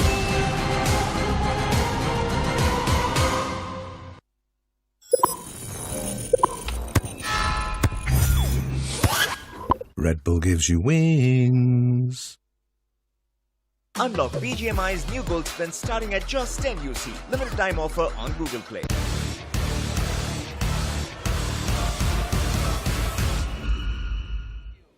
One last game, one last dance. A single opportunity to qualify for the semi-finals. 16 teams, but only 8 will move forward.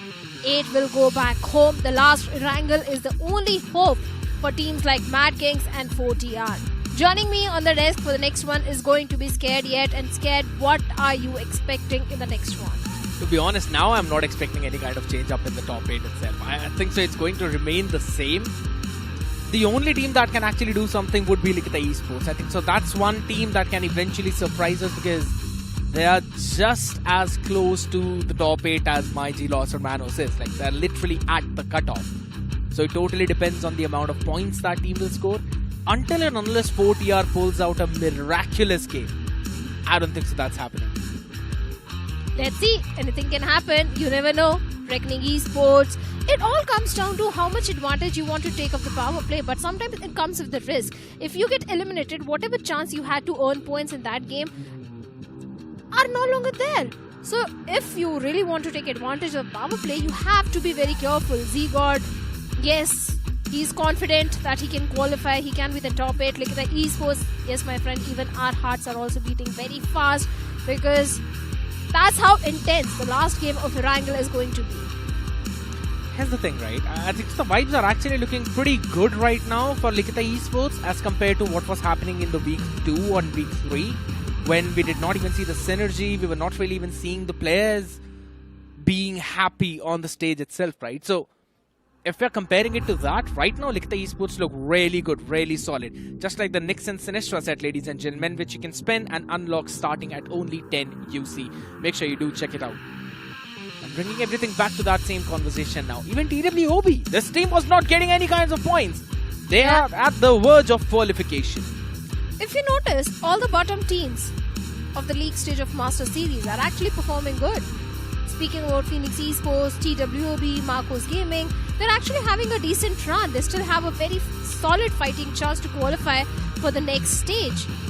But Nebula, a team which came from the Challengers Series, is actually dominating the lobby. Actually, 2 teams who came from the Challengers Series are dominating the lobby, BXT and Nebula Esports. But the last Erangel is just about to start. You need to have the massive VC cooling just like the OnePlus 13R because that is the flagship power of this entire game, ladies and gentlemen. One last chance, one last dance on the map of Erangel. You've got a very southern shifted plane fly path starting all the way between Milta Power and Prison going towards Sosnovka military base. Yeah, good luck going over towards the northern part because you do not have any kind of possibility of that. No Severny, no shooting range, no George Pool containers. And I don't think so right now in the last game that they would want to risk any kind of vehicle drop clash. A game which was so important, really important for so many teams. And it seems like the game has started with a completely one-sided flight path. That is the southern side. Like you said, Georgopol, Zaki, Sivorni, they are quite far away from the flight path. I'm sure no one wants to see the vehicle contestation at all at this point. The top teams of the leaderboard can actually go all guns blazing, just like the players of Nebula and VXT. They can do pretty much whatever they want. You talk about VXT, I see them very close to the members of Marcos Gaming as well. Not quite sure if they'd be close enough to go for that contest. A lot of teams all the way down south. H4K, MyG, Los Hermanos, Reckoning. You've got TWOB who've got the entirety of military base alone for themselves. And a very centric circle. Finally. It's become such a rare sight now that Shadow is saying finally for a centric circle. Here's the thing. I know I'm a very sadistic person in life. I always want to see chaos. But on elimination day, I'm a very nice person. I wasn't really targeting that. The reason why I said that was because you do the BGCS and then BGMS. Yeah. So you saying finally meant that even BGCS circles were absolutely chaotic? Absolutely, they were. But seems like the chaos is growing in the city of Pochinki, as we have got the players of Team Aryan and Sinewy Esports. They both are looking pretty much comfortable in the overall ranking, but in the nearby vicinity, we also have the players of 4TR who are trying to rotate. From the looks of it, they're going all the way towards the side of Royals, but the spray from the side of Cyrax kind of mimicked my spray of them. Oh my god, right now Cyrax instantly destroyed Sinewy. The coordination is just so good of this team. Instantly a player baiting out the shots from his Koenigsegg and answer coming in from behind by the other. Beautiful performance, and they push away the members of Aryan from Pochinki. Now that's a very solid start coming in for Sinewy, because 2 points instantly getting off the board.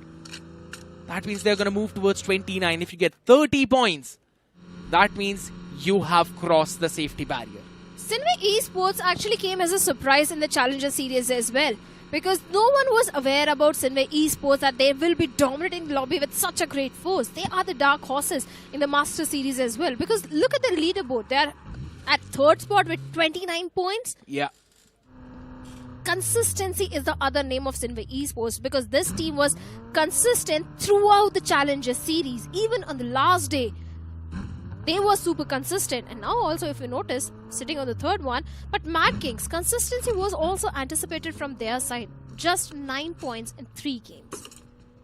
That's actually surprising coming in from the side of Clutch God, because this guy has got so much experience. Yes, I do understand that it is a completely newly formed lineup.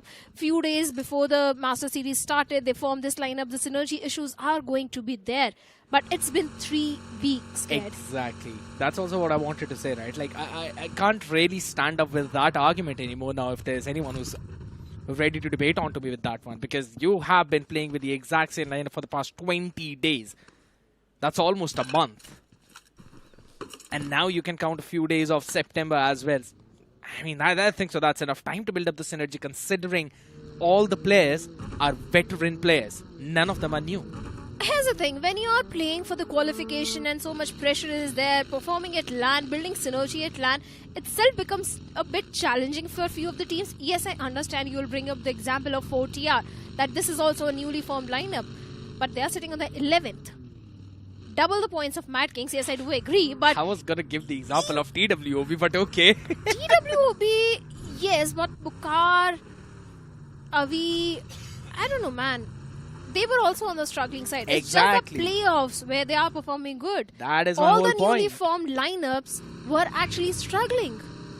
That's my whole point now. Even in the playoffs where we expected them to struggle, they're performing pretty good. Yep. The lineup of Phoenix Esports is now performing pretty decently.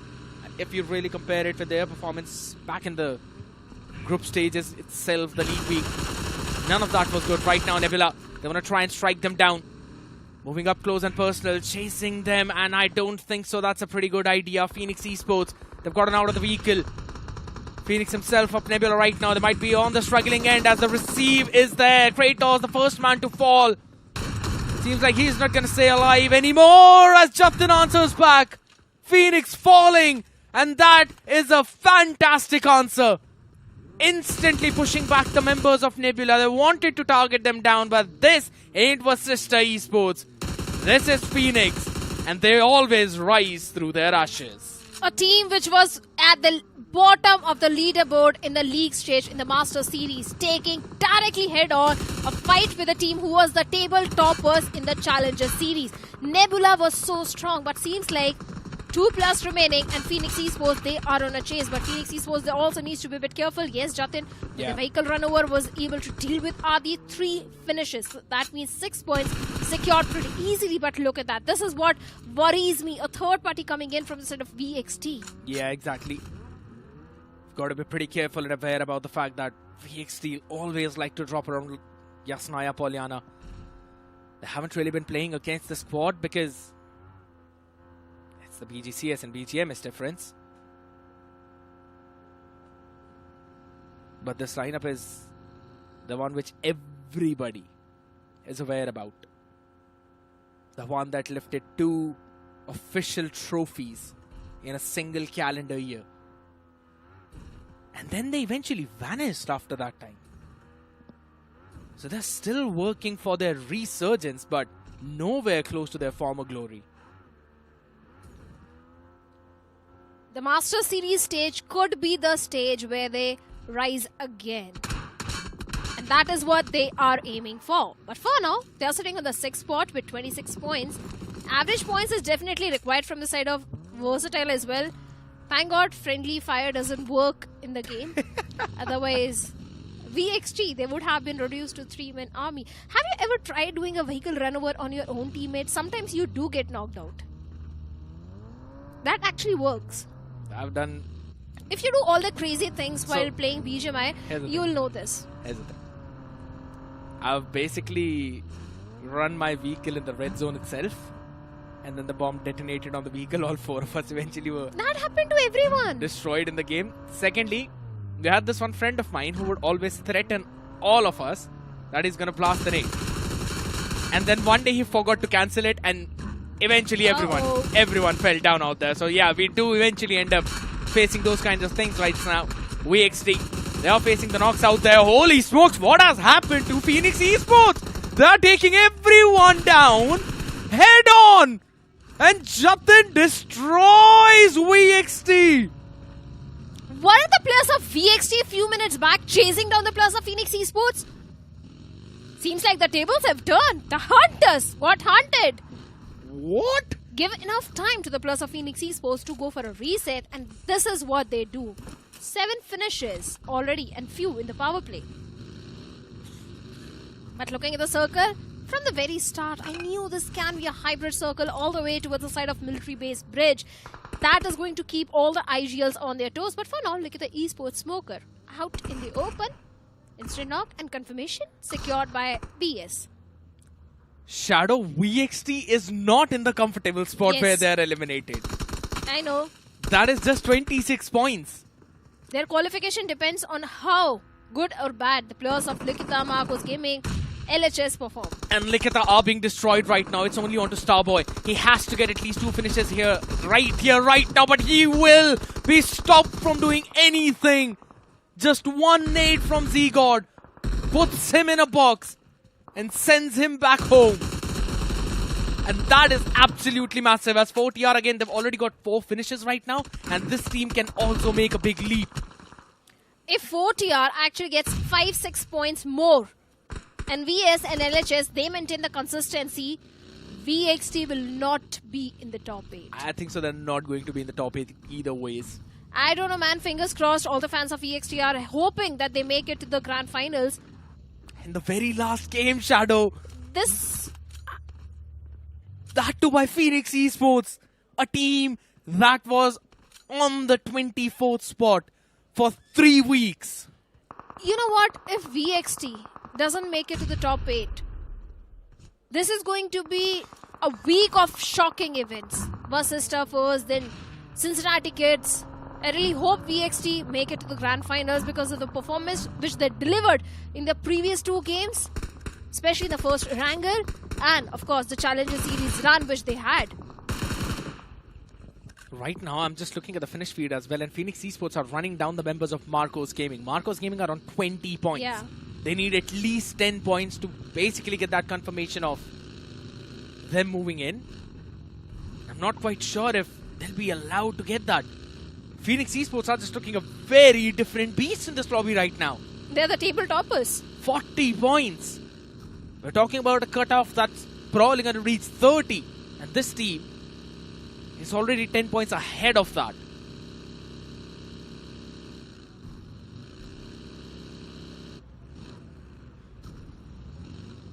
The next circle shift is going to be really important. South. I don't know. Towards a bridge. Take a southern shift. It's going to be towards a bridge. Take a southern shift. I'm saying the bridge. Southern I shift. told you the bridge is in the contestation. It's also in the south, but yeah, I'm gonna But agree. you This know time what? it's on You know bridge. what? Mad Kings can actually go in the water and try to get the position points if they are enough to qualify. I'm not sure if the points which they earn, just the position points, are enough or not. Nope. But they can at least try to do so for some time. They have to get at least 10 eliminations in this one, Shadow.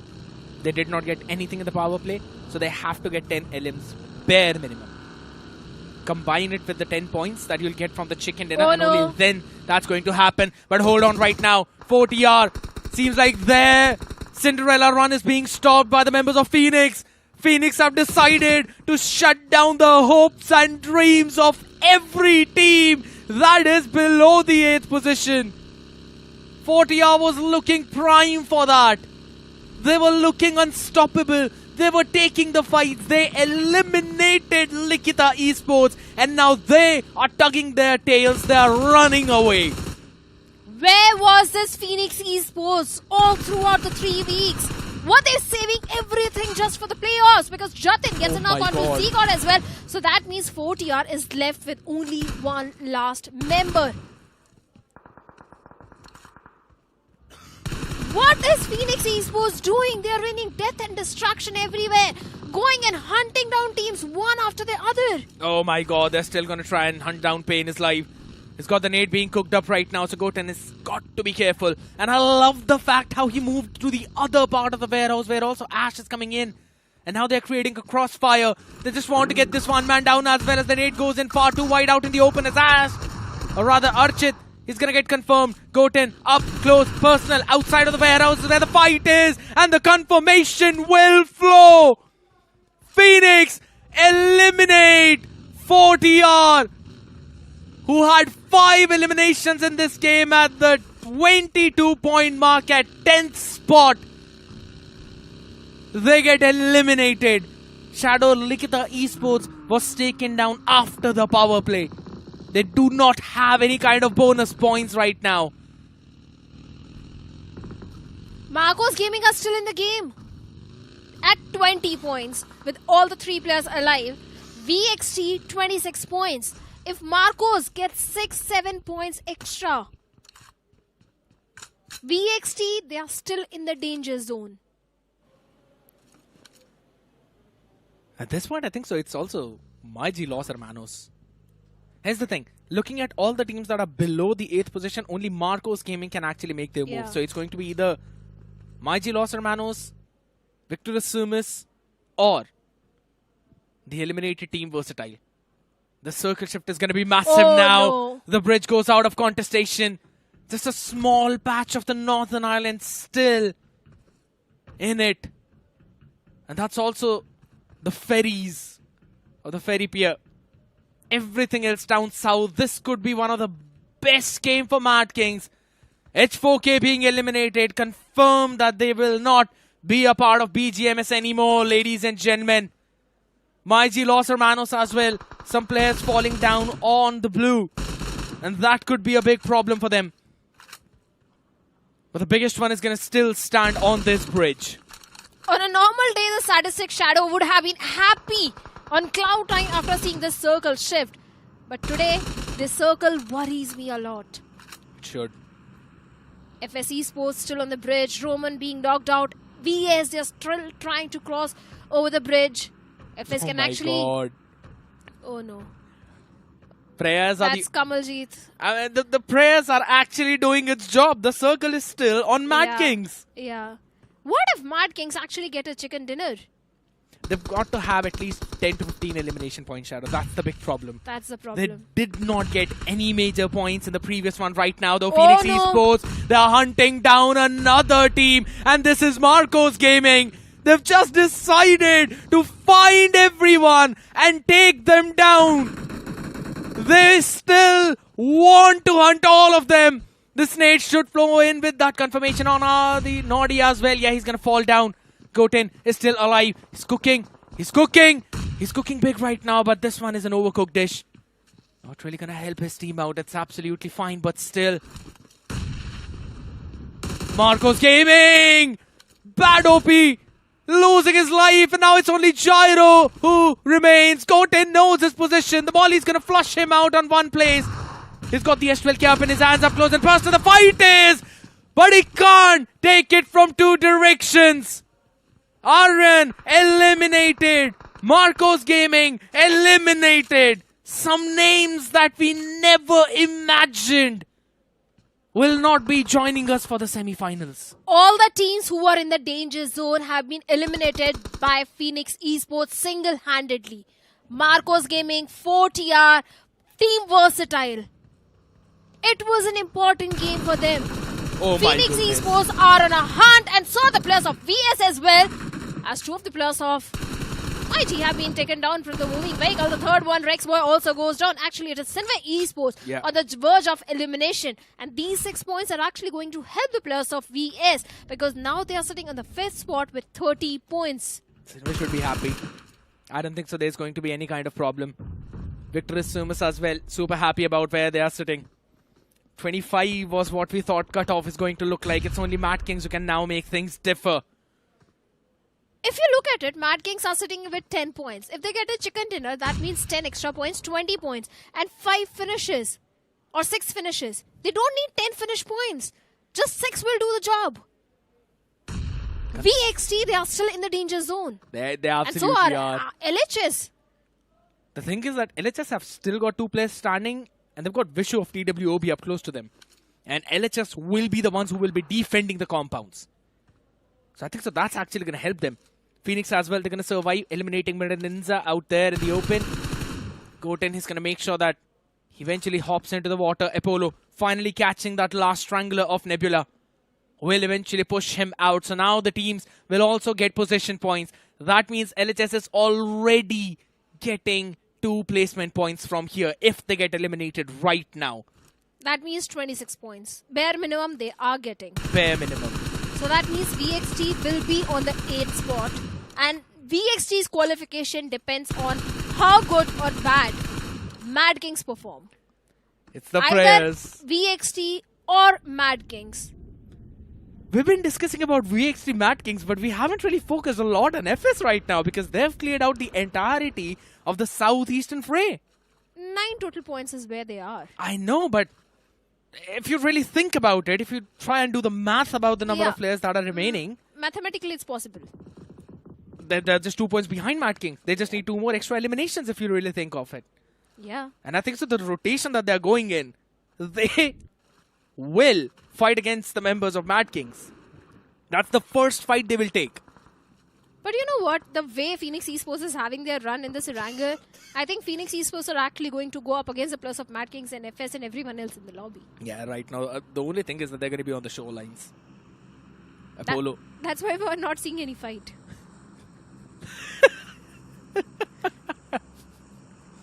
I kind of agree.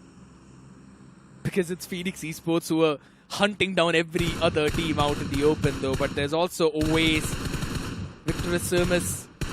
He's just trying to spoil the game. Come on, leave the man be. It's fine. Oh, he gets the knock on Ash. It's fine. He himself is going to be taken down right now as he swims deep. Tries to go in for a deep dive. And I'm pretty sure he's going to have to leave everything behind as well. He is not surviving from there. The thing is, the big question is, will Ash survive? He's inside the safe circle right now. He will move over towards the shoreline. But because Goten fired those shots, that means his position is known now. So that is going to be crucial. I mentioned about FS locking horns with Mad Kings. That's going to happen now. And Apollo is the only person out there dealing with the entire team of FS. Apollo, yes, that was an ouch moment, but he's safe. He has to reposition, but he won't be allowed to do that. Roman, he gets a knock and the confirmation. One of the basic rule we have is never show your back to your enemy. Massive mistake coming in from Apollo, and I think so that has lost them not just the real estate, but also a very solid power position. And on the back of it, FS can now decide to hop in onto the compounds of Mad Kings whenever they want, but they are fighting against the members of Phoenix. Phoenix have got to drop in those smokes. They've got to be in the safe space. The next circle is going to be very crucial right now. Vishu is going to be taken down as well. The question is, who got that finish point? Holy smokes! This circle is still up north. It's still MyG, Los Hermanos, Phoenix, Mad Kings and FS right now. The contest is still on. If Mad Kings or FS, they want to be in the top 8, they have to get all the finish points. It's only 8 players remaining except for Mad Kings. A chicken dinner and at least 6 finishes. My maths is saying it's going to be very tedious task for the players of Mad Kings to qualify, to make it inside the top 8. This is the passive game. This is what we always talk about. It never really is the way for BGMS. You always have to fight your way. The aggressors are paid off in dividends. And Mad Kings are doing anything but that. So yes, things are going to be difficult right now, but this is what they need. Shadow getting the first knock onto FS. Get all the eliminations of FS and then eventually move forward onto the other ones. Lovish confirmed instantly. Clutch God is the man who did the job. Now the numbers are equalized. That means no major advantage for any kind of team. But the big one is that Mad Kings still have got the only compound, or rather a very solid compound in this entire circle. But Phoenix have got the shorelines. Clutch God doesn't have enough ammo in the AUG. It's 40 bullets in the magazine and 9 extra. Big problem. No healing, just a single med kit. Mad Kings are actually short on the resources as well. And a chicken dinner is something which they need. Only then they can make it inside the top 8. It's going to be big. But there's going to be again another stalemate for the next minute and 20 seconds on the clock. No one's going to make any kind of major move. They're going to just make it slow. This great loot is big now. Kalan is actually going to get a decent amount of utilities for himself. Levi, shots are being fired onto the man and he will be instantly destroyed. He drowns. But the finish point eventually, it gets stolen away by Phoenix. Yes. Mad Kings don't get that. 18 finishes, Shadow. A game which the players of FS and Mad Kings wanted for themselves is a game which is delivered by the players of Phoenix Esports. And if Phoenix goes ahead and gets a chicken dinner, I don't know, man. The reason for the stalemate situation is because Mad Kings and FS, they need every single point which they can out of this game. Especially Mad Kings, because they are having extra points as compared to FS. 6 eliminations, that's all they're going to get. 9 elimination points total. None of that in the power play. 10 points from the chicken dinner, 19 points in total. They had 9 to begin with, 28 points. They will qualify, but they've got to clear the entire lobby right now. That's the problem. One finish going to any other place, that means you're dead, but here we go. Not enough ammo in the AUG. That has forced Clutch God to bring out the bow and arrow. He's trying to go in for those explosions, but man, you've got to be a prime Hawkeye to try and pull that. And none of that is happening right now. This really ain't the Avengers. You don't have the plot armor. It is Phoenix who actually have the plot armor. No healings towards Clutch God. GG's. No healings towards Goten. It's one fight or nothing. Phoenix Esports, they have got the information onto the players of FS, and the circle is also favoring the players of Phoenix Esports. Now the players of Mad Kings and FS, they have to move inside the circle, that is when Phoenix will strike in. And maybe the plus of MyG can also do that. But for now, MyG, they're coming under heavy fire from the side of Phoenix Esports. And those throwables, those 3 grenades in the hands of Goten can actually do the job. They've got to win this fight. If Phoenix win this fight against MyG Los Hermanos, then that means they're going to get some extra loot. That was almost a very nice nade coming in. Shadow is going to try and make sure to stop the members of FS as their dreams and hopes are getting ended. And Mad Kings stay alive. In order to survive, in order to move up, you've got to topple down on the people beneath you, and that is exactly what's happening. But FS strike back thanks to the knock coming in from Goten. FS were able to steal that finish away, and now the advantageous situation that initially began with a 4v4, v2, v2 has turned entirely into a 2v2, v2, v1. Phoenix Esports still having the control of the circle. MyG just need the consistency, but Sam also goes down through the hands of Goten. Confirmation point has also been secured. So that means Mad Kings are left with only one last member remaining. And FS, they have been 20 freaking finishes is what Phoenix Esports is having. Oh, they can eventually count more. But it seems like a MyG Los Hermanos game. This is the best time for them to push us right now. Goten is down on his feet, but they're still just going in for the drive-by. They want that confirmation to flow as well. They've got absolutely no idea. As again, Evil moves around. The nade is cooked up to perfection as this lands in and almost gets Goten down and out. He's got no healings remaining, so the next one should be enough for the job. And Kalan strikes back. But look at Clutch God. Even he's also coming in from the backlines. Can do a third party onto the plus of MyG. But he has got an M16, a burst weapon. Or the perfect weaponry in the hand. But a chicken dinner can actually help Clutch God. But for now, Jatin is going for the close frontal battle against the player of MyG Los Hermanos. S12K in the hand and a dream to take him down. And finally, will get the confirmation point secured. But both the players of Phoenix Esports are on a very low HP. In fact, Goten has been outrun and Clutch God will secure the elimination point. 4 finishes. Are they enough? No, absolutely not, as it moves in towards the last 1v1. Clutch God. M16A4 in the hand. You've got to move up close and personal. Now he's going to cry about the fact that he dropped the AUG. But at least he's got the S12K. At least he's still got a few bullets in the magazine. There's one on the left side. Nothing to lob on the other. It's still just raw gun skills. And Kalan makes himself unknown. Kalan has got a Molotov. That can actually be very crucial in this last 1v1 because Clutch God has got no healings, no throwables, nothing at all. That is a big point right now, but he just looted the crate of Goten. No. So he's got some utilities available for him. 3 smokes and a frag to work with. 33 bullets in the magazine, but the good thing is it is an M4. And I like the idea from Clutch God. He now takes a bit more central space in the circle. But the smoke that he's actually popped in, it's not just for his own self. It will also help Kalan to reposition a little bit. Everything depends on the chicken dinner. MyG, they have anyway qualified. They are still in the top 8. But for Mad Kings, this chicken dinner is the only hope. And I'm not sure if the chicken dinner is enough. I don't think so. For finisher from MyG Los Hermanos. I don't want to do maths right now.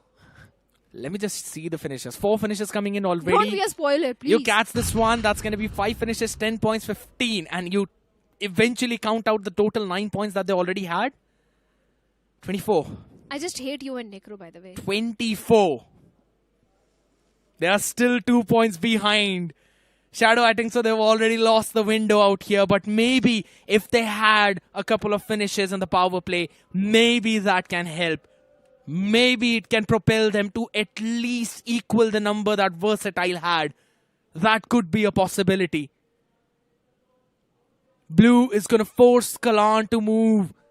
Clutch God is still out in the open, but at least he's got the grass covers. So it's going to be fine. Throws out a couple of smokes on the left side right now. Kalan is still unknown. The drop is going to provide not just a cover, but also some of the utilities eventually.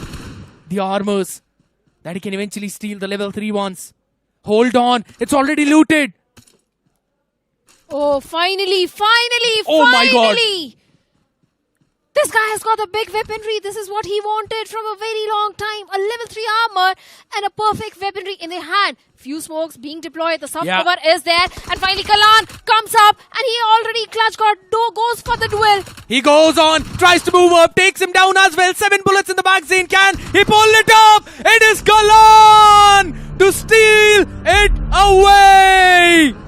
My G Los Hermanos strike with a back-to-back chicken dinner in a game which mattered the most to the Mad King's clutch god still staring at his screen. He came with a dream to qualify for the semi-finals. Hearts being broken. I'm sure Lala, clutch god, can't really believe what really happened. He said he wanted to focus on his own performance. Yeah. And that's what mattered the most right now.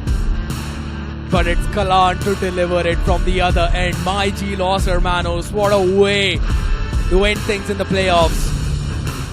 Not one shadow, back-to-back chicken dinners in the 2 games that mattered the most for my G. And yes, there's going to be a lot of tissues now required because it's going to rain inside the venue. Just look at the way how my G played throughout that. Southeastern control, moved in, kept quiet, did not take a lot of fights, wanted to just play the survival game, and over towards the end, that's exactly what happened.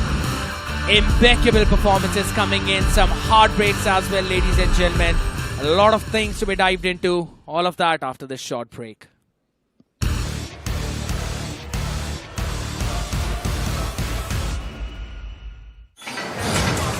R is for RAM on roids. A 12GB ramped up, run on all engines, upgraded in a world resigned to 8 gig. Ridiculously ripped. Raise the stakes with a ruthless dozen. Ready to raid. Write faster, roll smoother. Reach higher with a refuse to die battery. Every app, every activity. Rep, rep, rep, rep, rep. If it's in your radius, R keeps it on rotation. OnePlus 13R. R is ours. Okay, so let's say you find this little number in a loot box. Before you slay the competition, slay the fit. Here, get ready with me. Press the power button on your Android to activate Gemini and ask for styling tips. How do I style this jacket for a casual look? For a casual look, pair this jacket with jeans and a white, black or grey t-shirt. Complete the outfit with either boots for a rugged wide or clean sneakers for a modern, relaxed feel. Boom! Conquer coded outerwear. May you slay in style. Only on Android.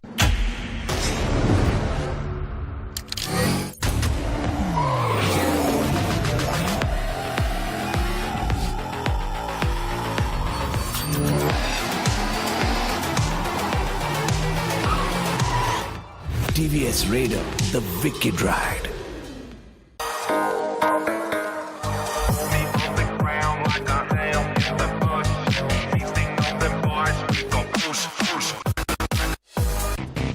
Real MVPs are not born.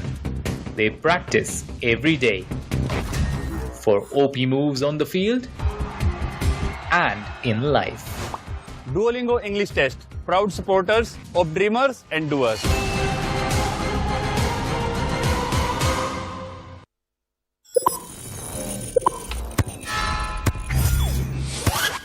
Red Bull gives you wings.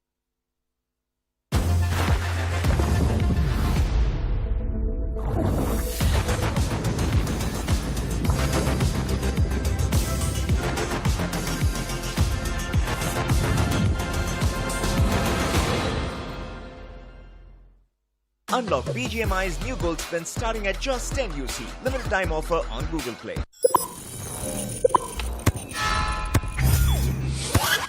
Red Bull gives you wings.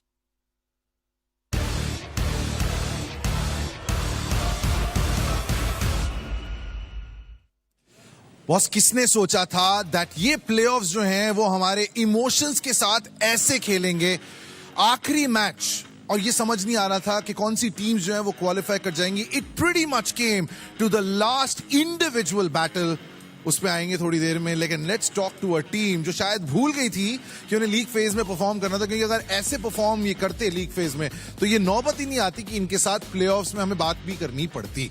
Phoenix, ash, congratulations. आप यहाँ पे इसलिए हैं क्योंकि आप इस class के playoff की क्लास के टॉपर निकले हैं without a chicken dinner. What happened man? League phase में क्या हुआ एंड देन उसके बाद आपने कौन सी संजीवनी बूटी खाई कि इतनी कमाल की परफॉर्मेंस निकली?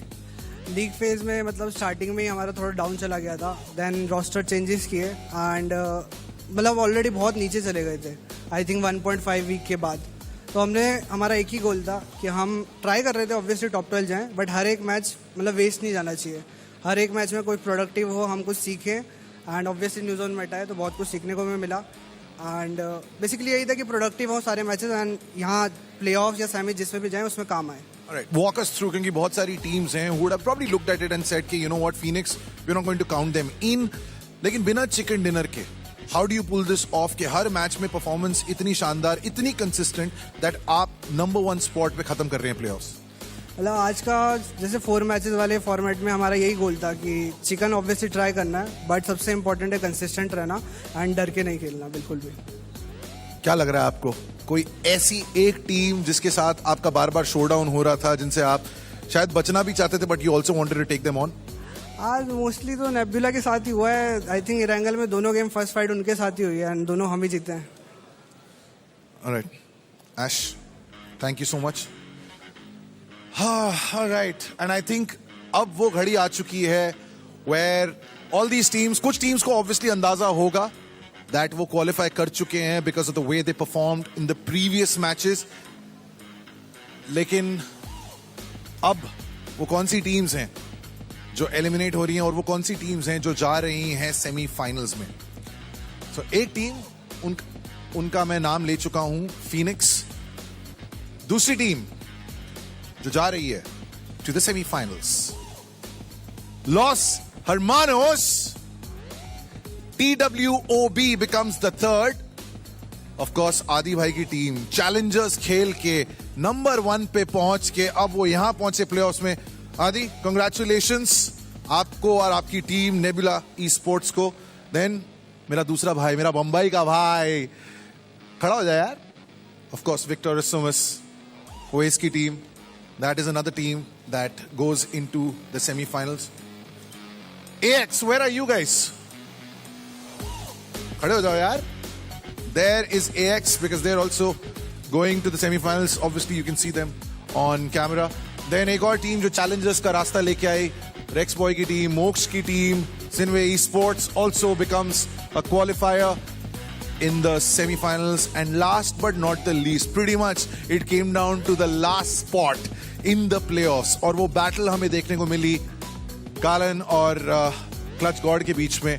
And unfortunately, because of the way things went, and शायद क्योंकि एक चिकन डिनर इस टीम ने ऑलरेडी हासिल कर लिया था दिन की शुरुआत में, it is Shadow's team, Versatile Esports. So congratulations to the 8 teams who make it to the semi-finals. It was probably the most closely fought playoffs that we could have witnessed. हमने शायद अंदाजा भी नहीं लगाया था that वो इतना close हो जाएगा.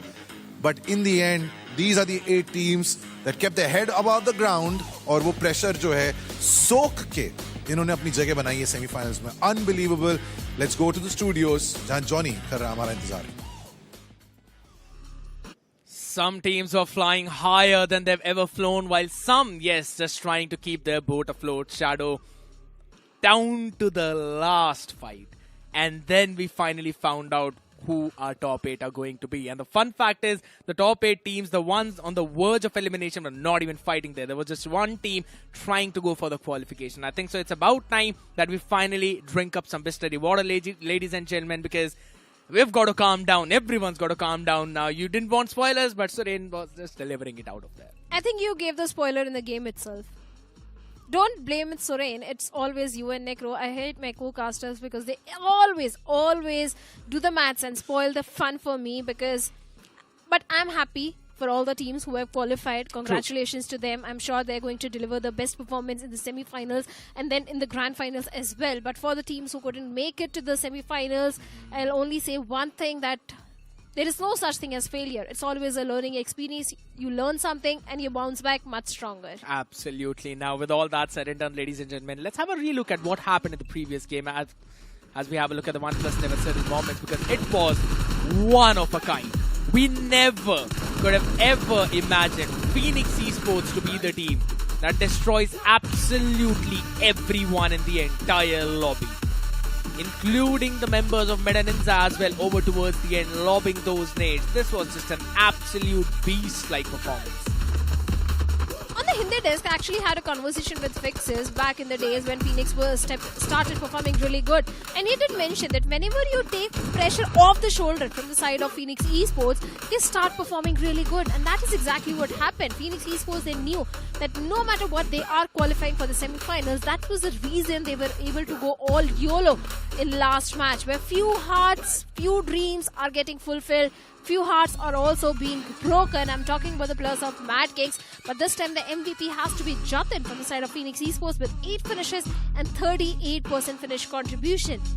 8 finishes and 38 finish contribution. So that means so many finishes were accumulated by just Phoenix Esports.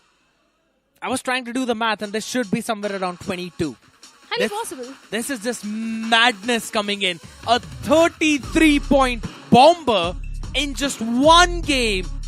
Shadow, if this team did not perform in any of the previous game and they only perform in this one, and you take away their position points, they qualify just on the basis of their finish points.